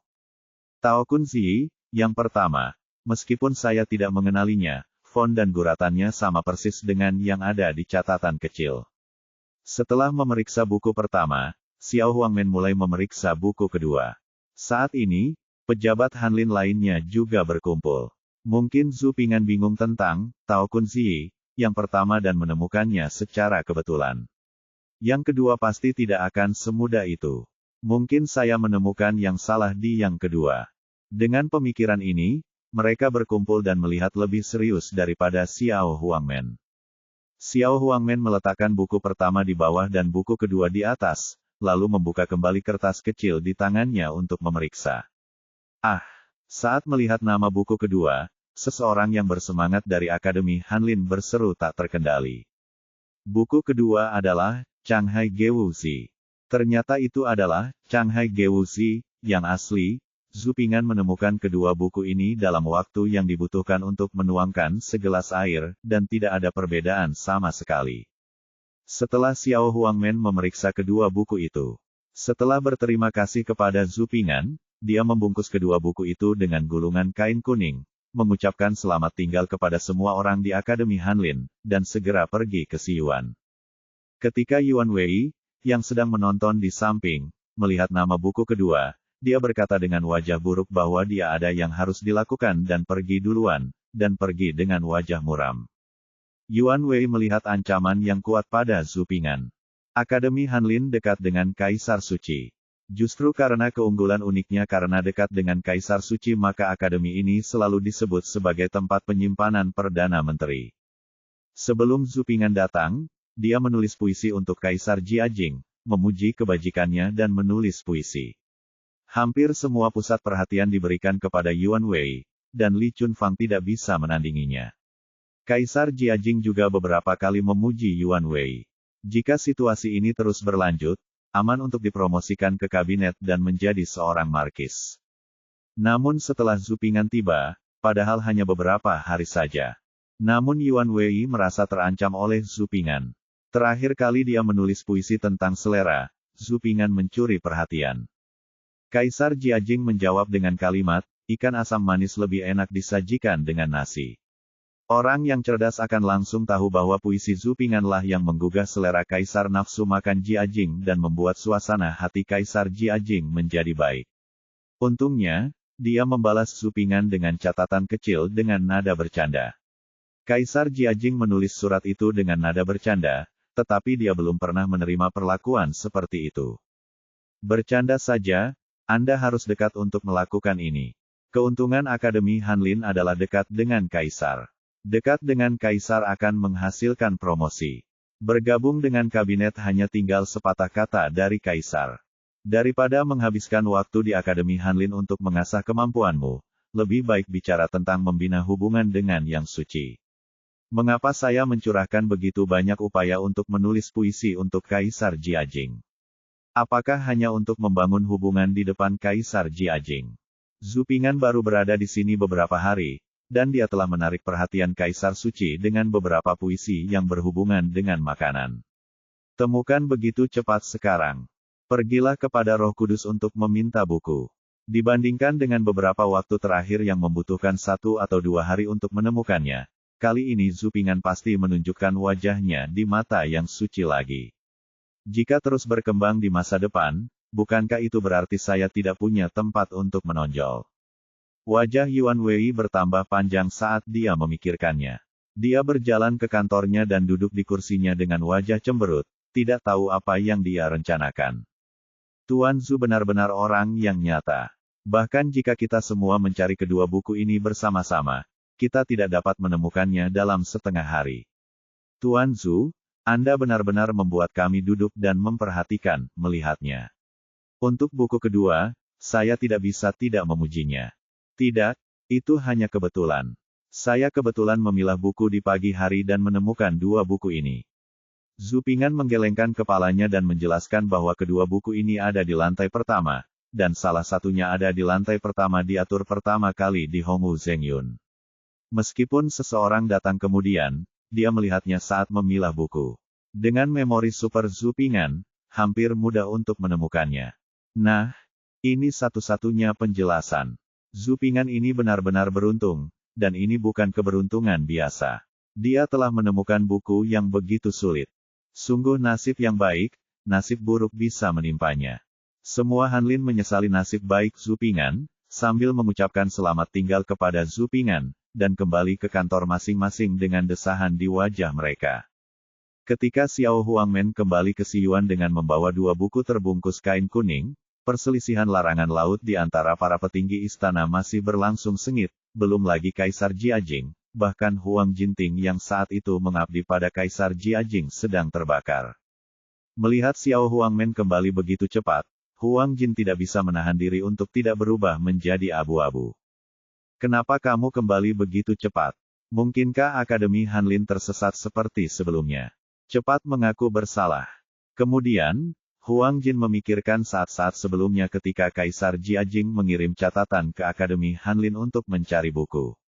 Setiap kali dibutuhkan setidaknya 1 hari untuk menemukan buku itu, dan setiap kali hal itu membuat Kaisar Jiajing marah. Nenek moyang saya, yang kudus masih menyala. Mengapa Akademi Hanlin masih memiliki ingatan yang begitu pendek? Saya sangat khawatir. Yang Suci marah sekarang. Akademi Hanlin masih seperti ini mungkin karena belas kasihan dari surga tanpa batas. Huang Jin masih berpikir untuk menyuruh Huangmen kecil itu mundur sambil mengedipkan mata, dan kembali lagi nanti ketika kemarahan Kaisar Jiajing sudah berkurang. Namun, sebelum Huang Jin sempat mengedipkan mata, Kaisar Jiajing di singgasana naga melihat Xiao Huangmen dan memintanya untuk melakukannya kembali. Melihat ini, wajah Huang Jin menjadi semakin abu-abu. Dengan tatapan mata Kaisar Jiajing, Huang Jin mengerti maksudnya. Hei, saya harap Yang Mulia tidak terlalu marah karena Anda bisa makan lebih banyak, tetapi jangan terlalu marah karena Anda tidak bisa makan lagi. Huang Jin menghela nafas dalam hatinya, menuruni tangga, dan menatap Xiao Huangmen dengan keluhan yang kuat di matanya. Anak bodoh ini tidak tahu bahwa Kaisar sedang marah, dan dia tidak tahu bagaimana cara memandangnya. Xiao Huangmen menciutkan lehernya, bertanya-tanya mengapa ayah baptisnya begitu marah. Huang Jin membawa Xiao Huangmen menemui Kaisar Jiajing. Xiao Huangmen berlutut di tanah dan membuka kain kuning yang dibungkus dengan dua buku di tangannya. Melapor kepada Yang Mulia, saya membawa buku-buku itu kembali dari Akademi Hanlin. Xiao Huangmen berlutut di tanah dan menyerahkan buku-buku itu. Apa-apaan? Apakah kamu membawa kembali buku-buku itu? Wajah Huang Jin tiba-tiba berubah dari abu-abu menjadi bahagia, dan dadanya naik turun. Kebahagiaan datang terlalu tiba-tiba, dan dia sedikit tidak siap. Dasar bocah nakal, kenapa kamu tidak memberitahuku lebih awal? Kamu membuat keluarga kami khawatir begitu lama. Namun, Huang Jin mampu menjadi selebriti di sekitar Kaisar Jiajing. Dia pulih setelah kehilangan kesabaran selama setengah detik, berjalan ke gerbang kuning kecil, mengambil buku di tangannya, dan menyerahkannya kepada Kaisar Jiajing dengan kedua tangannya. Ya, Akademi Hanlin tidak mengecewakanku kali ini. Kaisar Jiajing juga cukup terkejut. Bab 418, Pemanggilan. Para menteri di istana masih memperdebatkan apakah larangan laut harus dilonggarkan atau diperketat. Kaisar Jiajing, yang duduk tinggi di singgasana naga, menutup mata dan membuka-buka buku di tangannya, mencari kalimat yang dikutip dalam perdebatan di kalangan menteri di bawahnya. Huang Jin, yang sedang menunggu di samping, diam-diam menghela nafas lega, dan kemarahan Kaisar Suci berangsur-angsur mereda. Kaisar Jiajing segera membaca apa yang baru saja dikutip oleh para menteri. Setelah membacanya, dia tampak memasang ekspresi agak menghina. Kemudian dia menutup buku itu dan menyaksikan perdebatan di antara para menteri yang hadir dengan penuh minat. Jika kamu bertarung dengan baik, bagaimana aku bisa mengendalikanmu jika kamu tidak bertarung? Di bawah tatapan Kaisar Jiajing, para menteri ini semakin heboh, tersipu-sipu dan mengutip berbagai materi pendukung larangan tegas atau pelonggaran larangan yang mereka anjurkan. Saat ini, apakah itu masalah perbatasan di negara kita atau pemberontakan Jepang, atau orang-orang nakal di Shandong dan tempat lain baru-baru ini berkumpul untuk memberontak? Alasannya sebenarnya terkait dengan kata, uang. Tanpa uang, makanan tentara perbatasan, gaji dan logistik terbatas, dan mereka tidak dapat melawan bangsa Mongol. Saya menjawab, tanpa uang, persenjataan pesisir terbatas dan kita tidak dapat memusnahkan bajak laut Jepang tanpa uang, kita tidak dapat memberikan bantuan bencana ketika terjadi banjir, kekeringan, dan bencana belalang jika pemerintah kita memiliki banyak uang dan makanan, kita akan dilanda pemberontakan Jepang dan penyakit ringan lainnya. Di bawah kepemimpinan Roh Kudus yang bijaksana, jika Anda menyerah, dunia akan damai, kata seorang pejabat kata kubu Yan Song dengan keras. Bagaimana menurutmu? Seorang pejabat dari pihak Limo menjawab. Membuka kembali pasar pelayaran, pemerintah akan mengatur sistem perpajakan. Pejabat dari kubu Yan Song berkata dengan tegas, dan kemudian dia menjadi semakin bersemangat. Pendapatan pajak dari pasar pelayaran 2 kali lipat dari sistem lainnya. Dalam kaitannya dengan dinasti Song Selatan, dinasti Song Selatan adalah sudut perdamaian, dan utara semua tanah subur ditempati oleh orang barbar, tapi mengapa dinasti Song Selatan bertahan lebih dari 100 tahun? Besarnya pendapatan pajak yang dihasilkan oleh industri pelayaran yang mampu bertahan. Kepala desa mendapat bunga sebesar 2 juta guan per tahun. Jika semua pedagang mendatangkan bunga, jumlah bunganya akan menjadi puluhan juta guan. Pendapatan para pedagang saja bisa melipat gandakan pendapatan pajak negara kita. Konyol, ini adalah bencana yang disebabkan oleh bajak laut Jepang. Sudah lama menjadi opini publik. Demi keselamatan kita, kota ini tidak akan dibuka kembali. Limo melambaikan lengan bajunya. Dia menuduh dengan wajah gelap. Lonjakan Limo yang tiba-tiba membuat beberapa orang di pihak Yan Song merasa sedikit takut. Limo adalah seorang pegawai negeri dan memiliki kekuatan untuk mempromosikan pejabat, jadi Tuan Yan Ge memberinya 3 poin rasa hormat. Belum lagi kita. Keuntungan dari kapal dagang paling besar. Kalau ditangani dengan baik, bisa didapat jutaan dolar. Bukankah lebih baik mengambilnya dari masyarakat? Dinasti Song Selatan lemah, dan kapal dagang tidak akan merugikan keamanan negara, belum lagi keuntungan tentara kita. Yang lain takut pada Limo, Yan Sifan tidak takut sama sekali. Begitu Limo selesai berbicara, dia membalas sambil mencibir. Kaisar Jiajing mendengarkan dengan penuh perhatian saat ini. Kaisar Jiajing sangat tertarik dengan apa yang baru saja dikatakan menteri tentang pendapatan pelayaran dinasti Song. Tanpa diduga, dinasti Selatan, sebuah dinasti yang hanya menduduki wilayah selatan, dapat memperoleh puluhan juta dolar setahun dari Departemen Pelayaran saja, yang hampir sama dengan semua pajak yang saya bayarkan di dinasti Ming sepanjang tahun dinasti kita juga membuka Departemen Pelayaran, di mana sih? Memikirkan hal ini, Kaisar Jiajing tidak bisa menahan diri untuk tidak berbinar. Jika pajak digandakan, apalagi digandakan, akan lebih mudah untuk mengelola negara sendiri. Selain itu, jika pajak dinaikkan, lebih banyak uang akan tersedia untuk alkimia. Semakin Kaisar Jiajing memikirkannya, semakin cerah matanya. Untuk mendapatkan data yang lebih akurat dari Departemen Pelayaran Dinasti Song Selatan, Kaisar Jiajing menulis catatan kecil lainnya dan meminta Huang Jin untuk mengirimkannya ke Akademi Hanlin.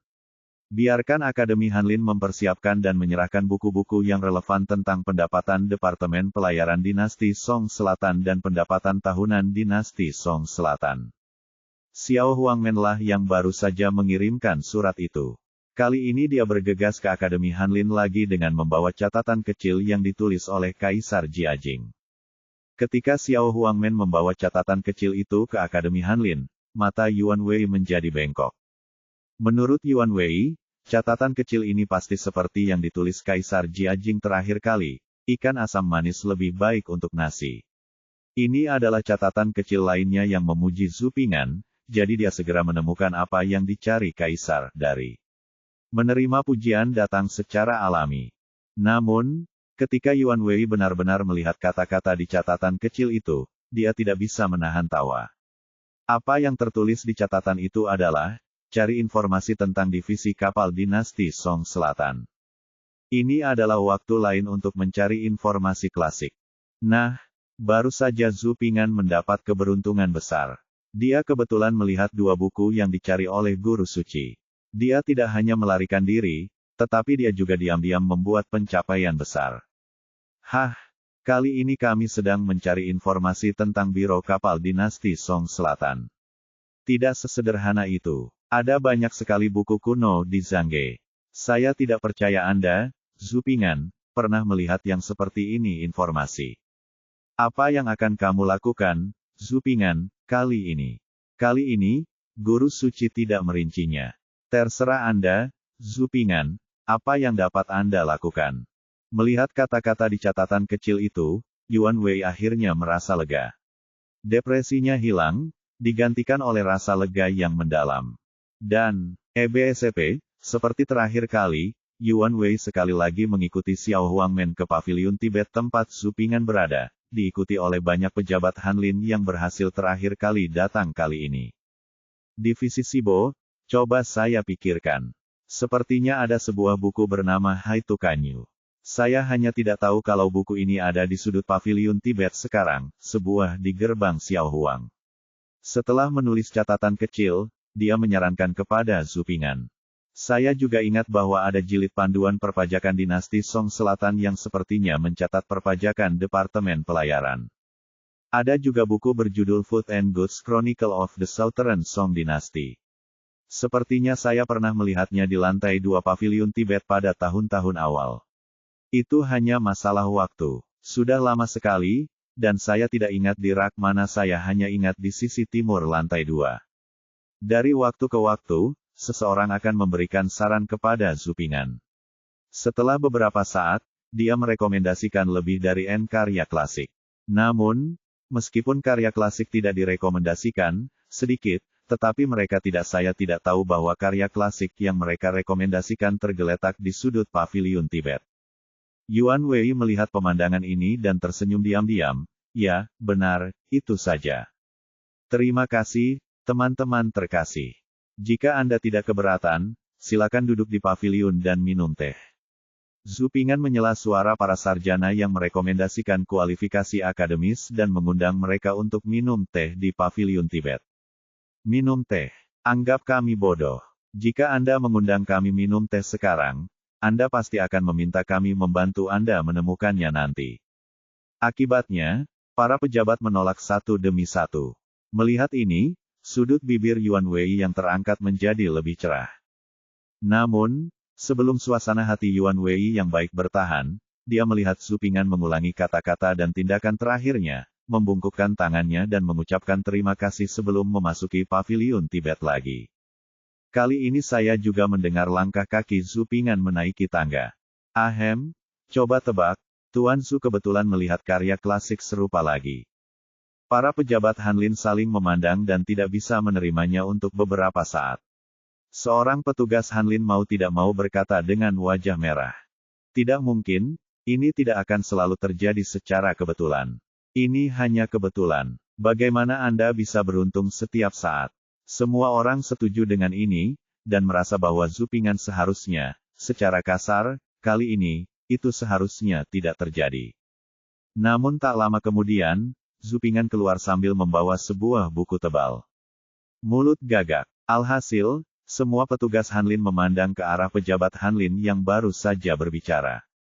Mereka tidak menyangka Zhu Ping'an bisa menemukannya semudah yang dia katakan. Yongel Dadian ini adalah informasi rinci tentang perusahaan perkapalan dinasti Song Selatan. Saya membubuhkan tanda tangan di sini, dan di awal tanda tangan adalah catatan perusahaan perkapalan dinasti Song Selatan kamu. Zhu Ping'an menyerahkan buku itu kepada anak laki-laki itu dengan kedua tangannya. Huangmen mengingatkan Xiao Huangmen, menunjuk ke tanda teratai dengan kalung dalam volume tebal. Tuan Su, sama-sama. Jika demikian, keluarga kita akan hidup kembali. Xiao Huangmen berkata dengan sopan setelah menerima karya klasik dari Zhu Ping'an, dan kemudian pergi dengan hati-hati sambil memegang karya klasik yang tebal. Oh, saya kira pasti ada catatan Shiboshi di Yongle Grand Canyon, jadi saya coba mencarinya sesuai sajak Hongwu dan gambarnya, dan saya menemukannya. Kebetulan ada catatan Shiboshi di Yongle Canyon, dari pendirian organisasi hingga pendapatan semuanya diberikan setiap tahun. Zhu Ping'an menjelaskan kepada pejabat Hanlin yang penasaran di luar pintu. Yongle Dadian? Iya, Yongle Dadian mencakup semua hal, jadi bagaimana mungkin tidak ada Shiboshi? Setelah mendengar ini, semua pejabat Hanlin tiba-tiba menyadari bahwa keadaan masih bisa seperti ini, dan mereka agak yakin dengan respon cepat Zhu Ping'an. Yuan Wei sekali lagi memasang wajah muram saat dia berjalan ke posisinya, wajahnya begitu muram hingga air menetes dari wajahnya. Anak laki-laki seperti itu tidak bisa lagi tinggal di Akademi Hanlin.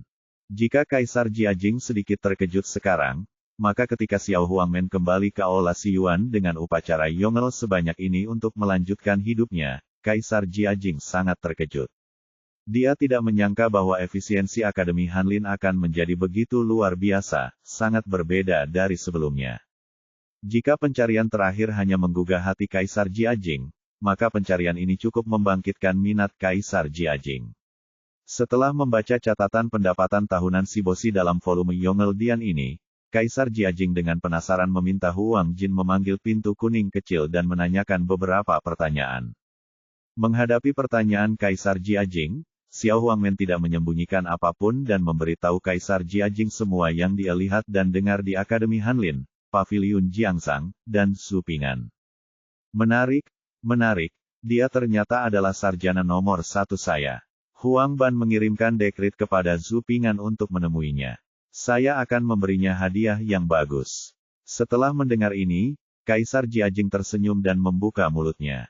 Segera setelah tanah mencapai awan, datanglah ke paviliun untuk melihat pemandangan. Bab 419, Promosi. Huang Jin mengusulkan agar Xiao Huangmen tetap bertanggung jawab atas tugas tersebut. Ketika gerbang kuning kecil muncul lagi di Akademi Hanlin, 10.000 kuda rumput dan lumpur berlari kencang di jantung Akademi Hanlin. Mengapa kamu tidak lelah setelah pergi satu demi satu? Ketika Xiao Huangmen memanggil orang-orang di luar perpustakaan, Zhu Ping'an sedang memilah-milah buku di perpustakaan.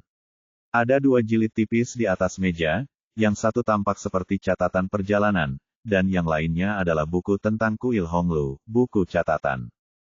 Bolehkah saya bertanya kepada ayah mertua saya, karya klasik apa yang diinginkan yang mulia kali ini? Mendengar suara Xiao Huangmen, Zhu Ping'an menyapa pintu dan bertanya dengan tangan terangkat meminta buku. Kali ini Zhu Ping'an merasa saya juga harus meminta buku. Aku tidak ingin buku kali ini, aku ingin orang. Xiao Huangmen menjawab sambil tersenyum.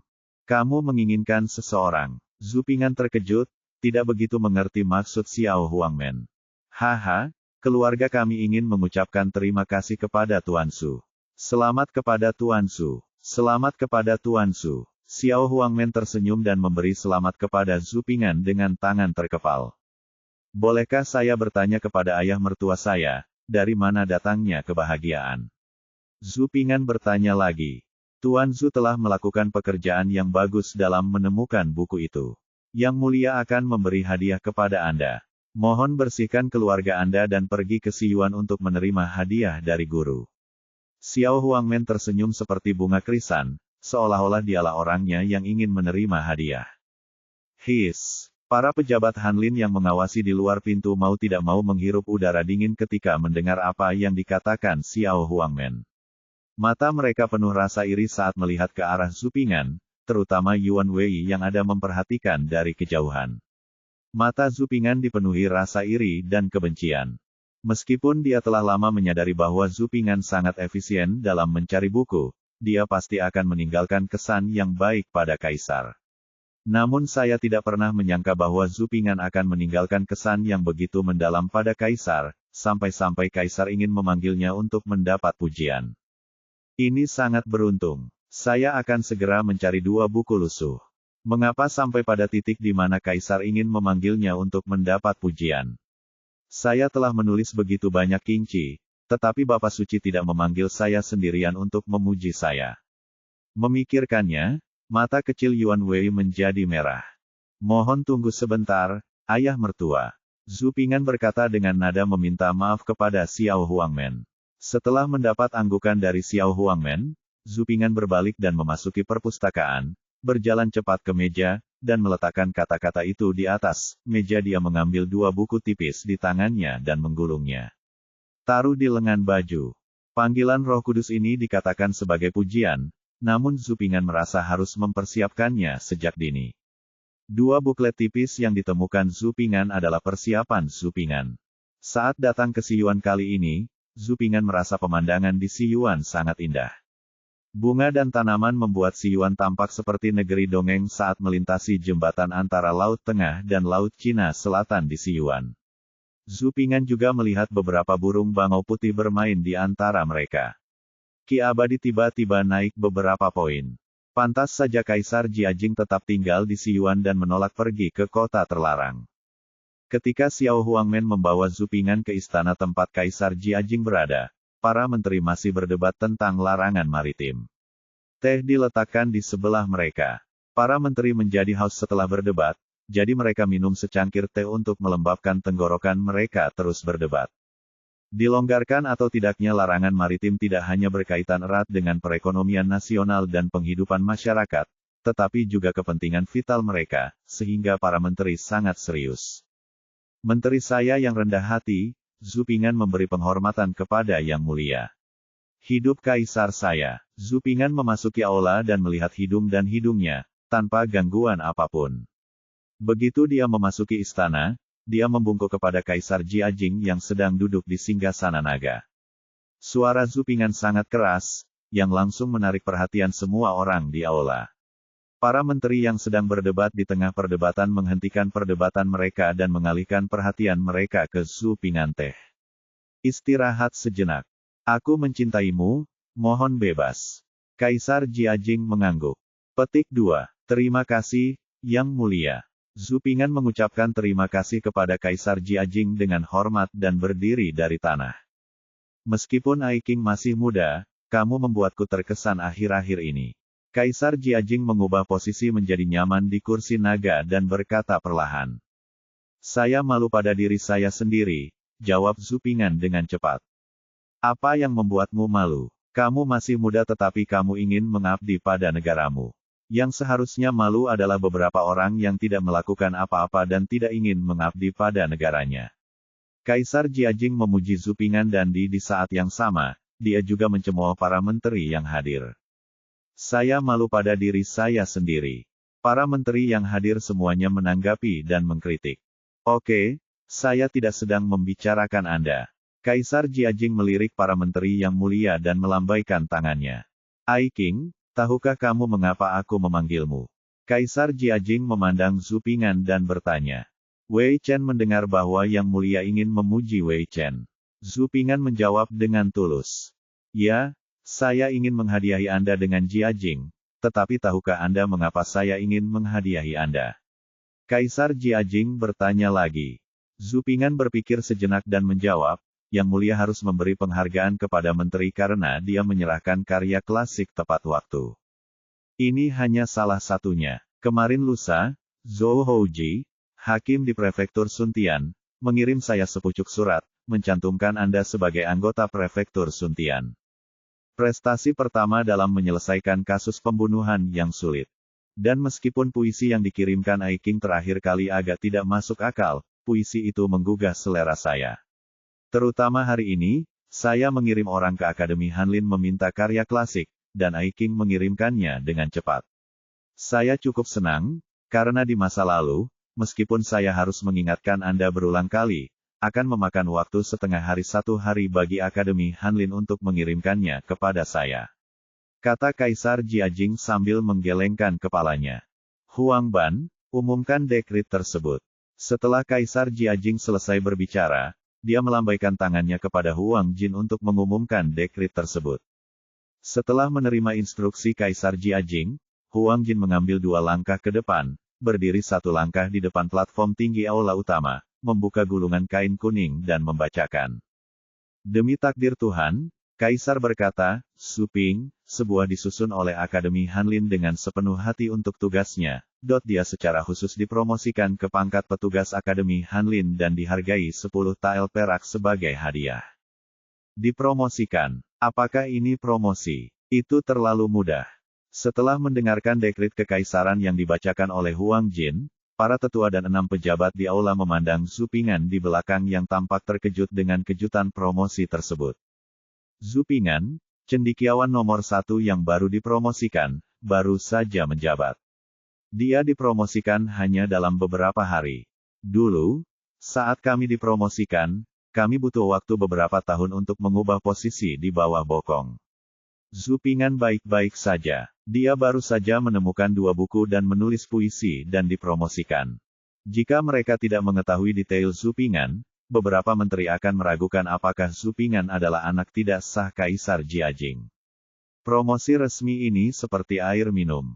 Yang paling tidak puas di antara para menteri adalah Limo, Menteri Urusan Sipil. Limo adalah Menteri Kementerian Personalia, yang bertanggung jawab atas promosi pejabat di seluruh dunia. Selama masa jabatan Limo, dia selalu bersikap adil dan jujur serta mengontrol dengan ketat promosi pejabat berperilaku baik sebelum Limo mempertimbangkan promosi pejabat tersebut. Di mata Limo, Zhu Ping'an jelas tidak memenuhi syarat untuk promosi. Apakah Zhu Ping'an punya prestasi politik? Apakah menemukan 2 buku merupakan pencapaian politik? Apakah dia telah melakukan sesuatu untuk rakyat? Apakah dia berkontribusi pada Jiangsan Seji? Apakah karakter Zhu Ping'an bagus? Hal baik apa yang bisa dia lakukan jika dia begitu dekat dengan pesta yang ketat? Apalagi di antara prestasi Zhu Ping'an yang disebutkan Roh Kudus tadi, yang menyumbangkan puisi. Mereka tidak memikirkan kemajuan, tidak memikirkan mengabdi pada negara, tidak memikirkan para penggembala, mereka hanya memikirkan oportunisme dan menyanjung kaisar sepanjang hari. Penyanjung. Dalam pandangan Limo, alasan mengapa Zhu Ping'an dipromosikan pasti karena hubungannya dengan Yan Song, dan Yan Song mengucapkan kata-kata baik di depan Kaisar Jiajing, yang membuat Zhu Ping'an dipromosikan. Penghinaan. Limo memandang Zhu Ping'an dan mendengus dingin, bahkan tidak repot-repot melihat orang yang tidak tahu malu seperti Zhu Ping'an. Bab 420, Zhu Ping'an berbicara dengan arogan. Sangat mudah bagi orang yang menyanjung untuk dipromosikan. Banyak orang di Kam Limo menggelengkan kepala dan menghela nafas. Petugas Akademi Kekaisaran adalah posisi resmi peringkat ke-6. Posisi awal Zhu Ping'an adalah editor Akademi Hanlin, yang merupakan posisi resmi peringkat ke-6. Dari peringkat ke-6 ke peringkat ke-6, ini adalah promosi resmi. Jangan remehkan level ini. Tidak mudah untuk dipromosikan di ibu kota. Berapa banyak orang yang telah menyia-nyiakan lebih dari 10 tahun dan masih terjebak dengan kata konformitas positif. Jika itu sebuah hubungan, semua uang yang dikeluarkan akan hilang. Selain itu, Zhu Ping'an hampir mencetak rekor promosi di dinasti Ming, dan menjadi orang yang dipromosikan paling cepat di antara jinsi yang baru dipromosikan. Sejak berdirinya dinasti Ming, tidak ada jinsi baru yang dipromosikan secepat ini setelah dianugerahi gelar resmi. Hanya 3 atau 5 hari telah berlalu sejak Zhu Ping'an memenangkan jinsi dan ditugaskan ke Akademi Hanlin. Dalam beberapa hari ini, Zhu Ping'an dipromosikan. Zhu Ping'an tidak menyangka akan dipromosikan secepat itu. Dia berpikir Kaisar Jiajing mungkin akan memanggilnya untuk menyambut Kaisar dengan beberapa kata pujian dan menghadiahinya sesuatu. Promosinya terlalu cepat. Ini benar-benar tidak terduga. Zhu Ping'an sangat tidak terduga sehingga Zhu Ping'an butuh 2 detik untuk bereaksi. Saya berterima kasih atas kebaikan Anda. Saya akan terus bekerja keras dan melakukan yang terbaik untuk melayani Yang Mulia. Zhu Ping'an tertegun selama 2 detik sebelum dia bereaksi saat mengingatkan Xiao Huangmen, dan sekali lagi memberi hormat kepada Kaisar Jiajing. Kaisar Jiajing melihat ini dan mengangguk puas. Setelah memuji Zhu Ping'an, Kaisar Jiajing tidak meminta Zhu Ping'an mundur, melainkan meminta Zhu Ping'an mendengarkan perdebatan antar menteri tentang larangan maritim. Para menteri juga beristirahat saat ini. Aula sekali lagi melanjutkan suasana perdebatan yang meriah. Namun, setelah berdebat beberapa saat, mereka tidak dapat menemukan solusi apapun. Kaisar Jiajing mendengarkan dengan acuh tak acuh. Dia melambaikan tangannya untuk memberi isyarat agar mereka berhenti berdebat. Kaisar Jiajing melambaikan tangannya dan para menteri segera berhenti berdebat. Zuaiking, bagaimana menurutmu setelah mendengar ini? Menurutmu, apakah larangan laut harus dilarang keras atau dilonggarkan? Benar saja, saya akan bertanya pada diri sendiri apa pendapat saya tentang larangan laut.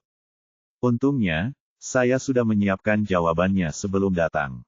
Sebenarnya pertanyaan ini sangat sederhana, baik dilarang keras maupun dilonggarkan. Hal ini ketinggalan zaman. Tren modern sedang berlayar. Adapun larangan laut dan sejenisnya sebaiknya dibuang jauh-jauh. Jika kita tidak mengejar manfaat dari pelayaran besar sekarang, kita akan ditinggalkan oleh waktu. Yang bisa kita lakukan hanyalah menunggu kapal memberi hormat dan membuka pintu negara. Meskipun saya tahu tentang pelayaran besar, meskipun saya tahu bahwa larangan maritim adalah akar penyebab ketertinggalan Tiongkok dibandingkan Barat di masa depan, meskipun saya tahu bahaya dari larangan maritim dan pengasingan, tetapi di hadapan Kaisar Jiajing, Zhu Ping'an tidak bisa mengatakan itu. Laporkan kepada Yang Mulia, saya baru saja mendengarkan ceramah Guru Yan, Guru Li dan lainnya, dan saya mendapat banyak manfaat. Saya yakin apakah itu larangan ketat atau pelonggaran larangan, ada alasan untuk itu. Zhu Ping'an membungkuk dan melaporkan kembali. Apapun sebutan Anda masuk akal, apa yang Anda katakan sepenuhnya bersifat mendamaikan, bukan? Begitu Zhu Ping'an selesai berbicara, ada beberapa ejekan di aula, menertawakan pendapat Zhu Ping'an. Menurut mereka, perkataan Zhu Ping'an adalah kata-kata yang paling efektif. Ini seperti tidak mengatakan apa-apa. Ai King, kamu hanya mempermainkan. Kaisar Jiajing tertawa dan memarahi, semuanya masuk akal. Lalu mengapa aku bertanya padamu? Itu omelan yang bagus. Mendengarkan tawa dan omelan Kaisar Jiajing, Limo hanya bisa merasa senang di dalam hatinya, yang membuat Zhu Ping'an merasa bahagia. Faktanya, sebelum Wei Chen datang, dia juga memeriksa informasi terkait di Akademi Hanlin. Namun, pengetahuan Wei Chen terbatas. Mengenai apakah larangan laut sudah dilonggarkan atau belum, dia bodoh dan belum sadar, kesimpulan setelah memeriksa informasinya. Zhu Ping'an diam membungkuk dan meminta maaf. Jika kami belum menemukan kesimpulan apapun, lalu apa gunanya kata-katamu? Kaisar Jiajing tertawa dan mengutuk lagi.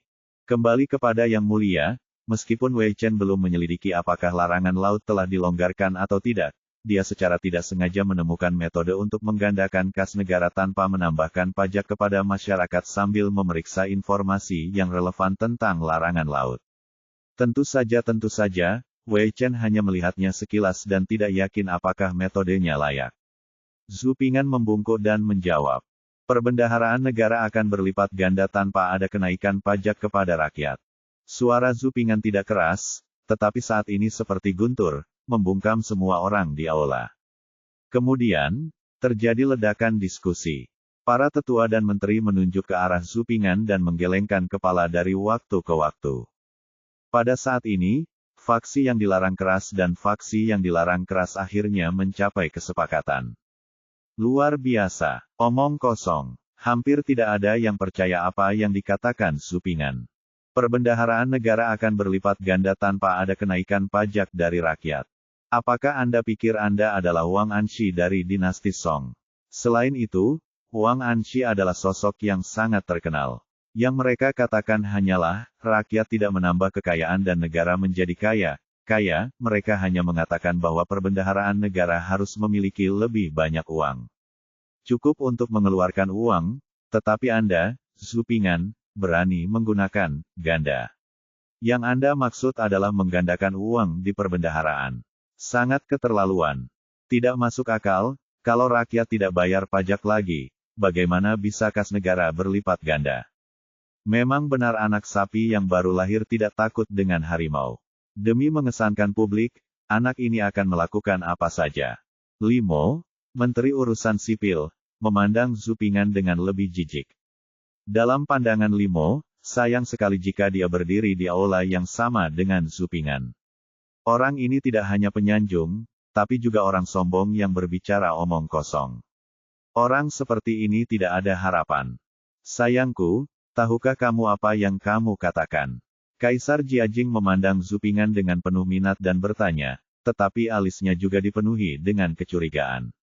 Kembali ke Yang Mulia, Wei Chen tahu bahwa Wei Chen baru mendapatkan ide ini hari ini karena Yang Suci mengirim orang untuk meminta informasi tentang larangan laut. Wei Chen juga menjadi tertarik dengan informasi ini dan mencari sejumlah informasi di perpustakaan. Dia ingin saya mencari alasan untuk membuktikan apakah larangan laut itu dilonggarkan atau tidak, tetapi Wei Chen tidak terlalu berbakat dan tidak sampai pada kesimpulan. Untungnya, Wei Chen mengumpulkan informasi menarik dari materi ini, dan Wei Chen membaca lebih lanjut rasa ingin tahu. Untungnya, kami menemukan cara untuk melipat gandakan perbendaharaan negara tanpa menambah pajak kepada rakyat. Demonstrasi awal Wei Chen secara pribadi menunjukkan bahwa hal itu mungkin bisa dilakukan. Namun, mungkin saja Wei Chen tidak berpengalaman dan mungkin telah melakukan kesalahan, tapi saat ini, hal itu mungkin bisa dilakukan. Zupingan menangkupkan tangannya dan memberi hormat. Gila, dan saya berani mengatakan bahwa itu mungkin. Limo dan yang lainnya memandang Zupingan dengan lebih jijik. Orang ini mengatakan bahwa dia menemukan cara untuk menggandakan kas negara dari larangan laut, tanpa menambah pajak kepada masyarakat. Ini benar-benar tidak masuk akal. Kami telah mempelajari larangan laut selama puluhan tahun dan tidak pernah menemukan metode yang dapat menggandakan kas negara tanpa menambahkan pajak kepada masyarakat. Ini anak laki-laki itu benar-benar berani mengatakannya. Anak-anak muda mengucapkan kata-kata kasar apapun kesempatannya. Itu benar-benar kesalahan mereka sendiri. Saya pasti akan membuat Anda terlihat baik nanti.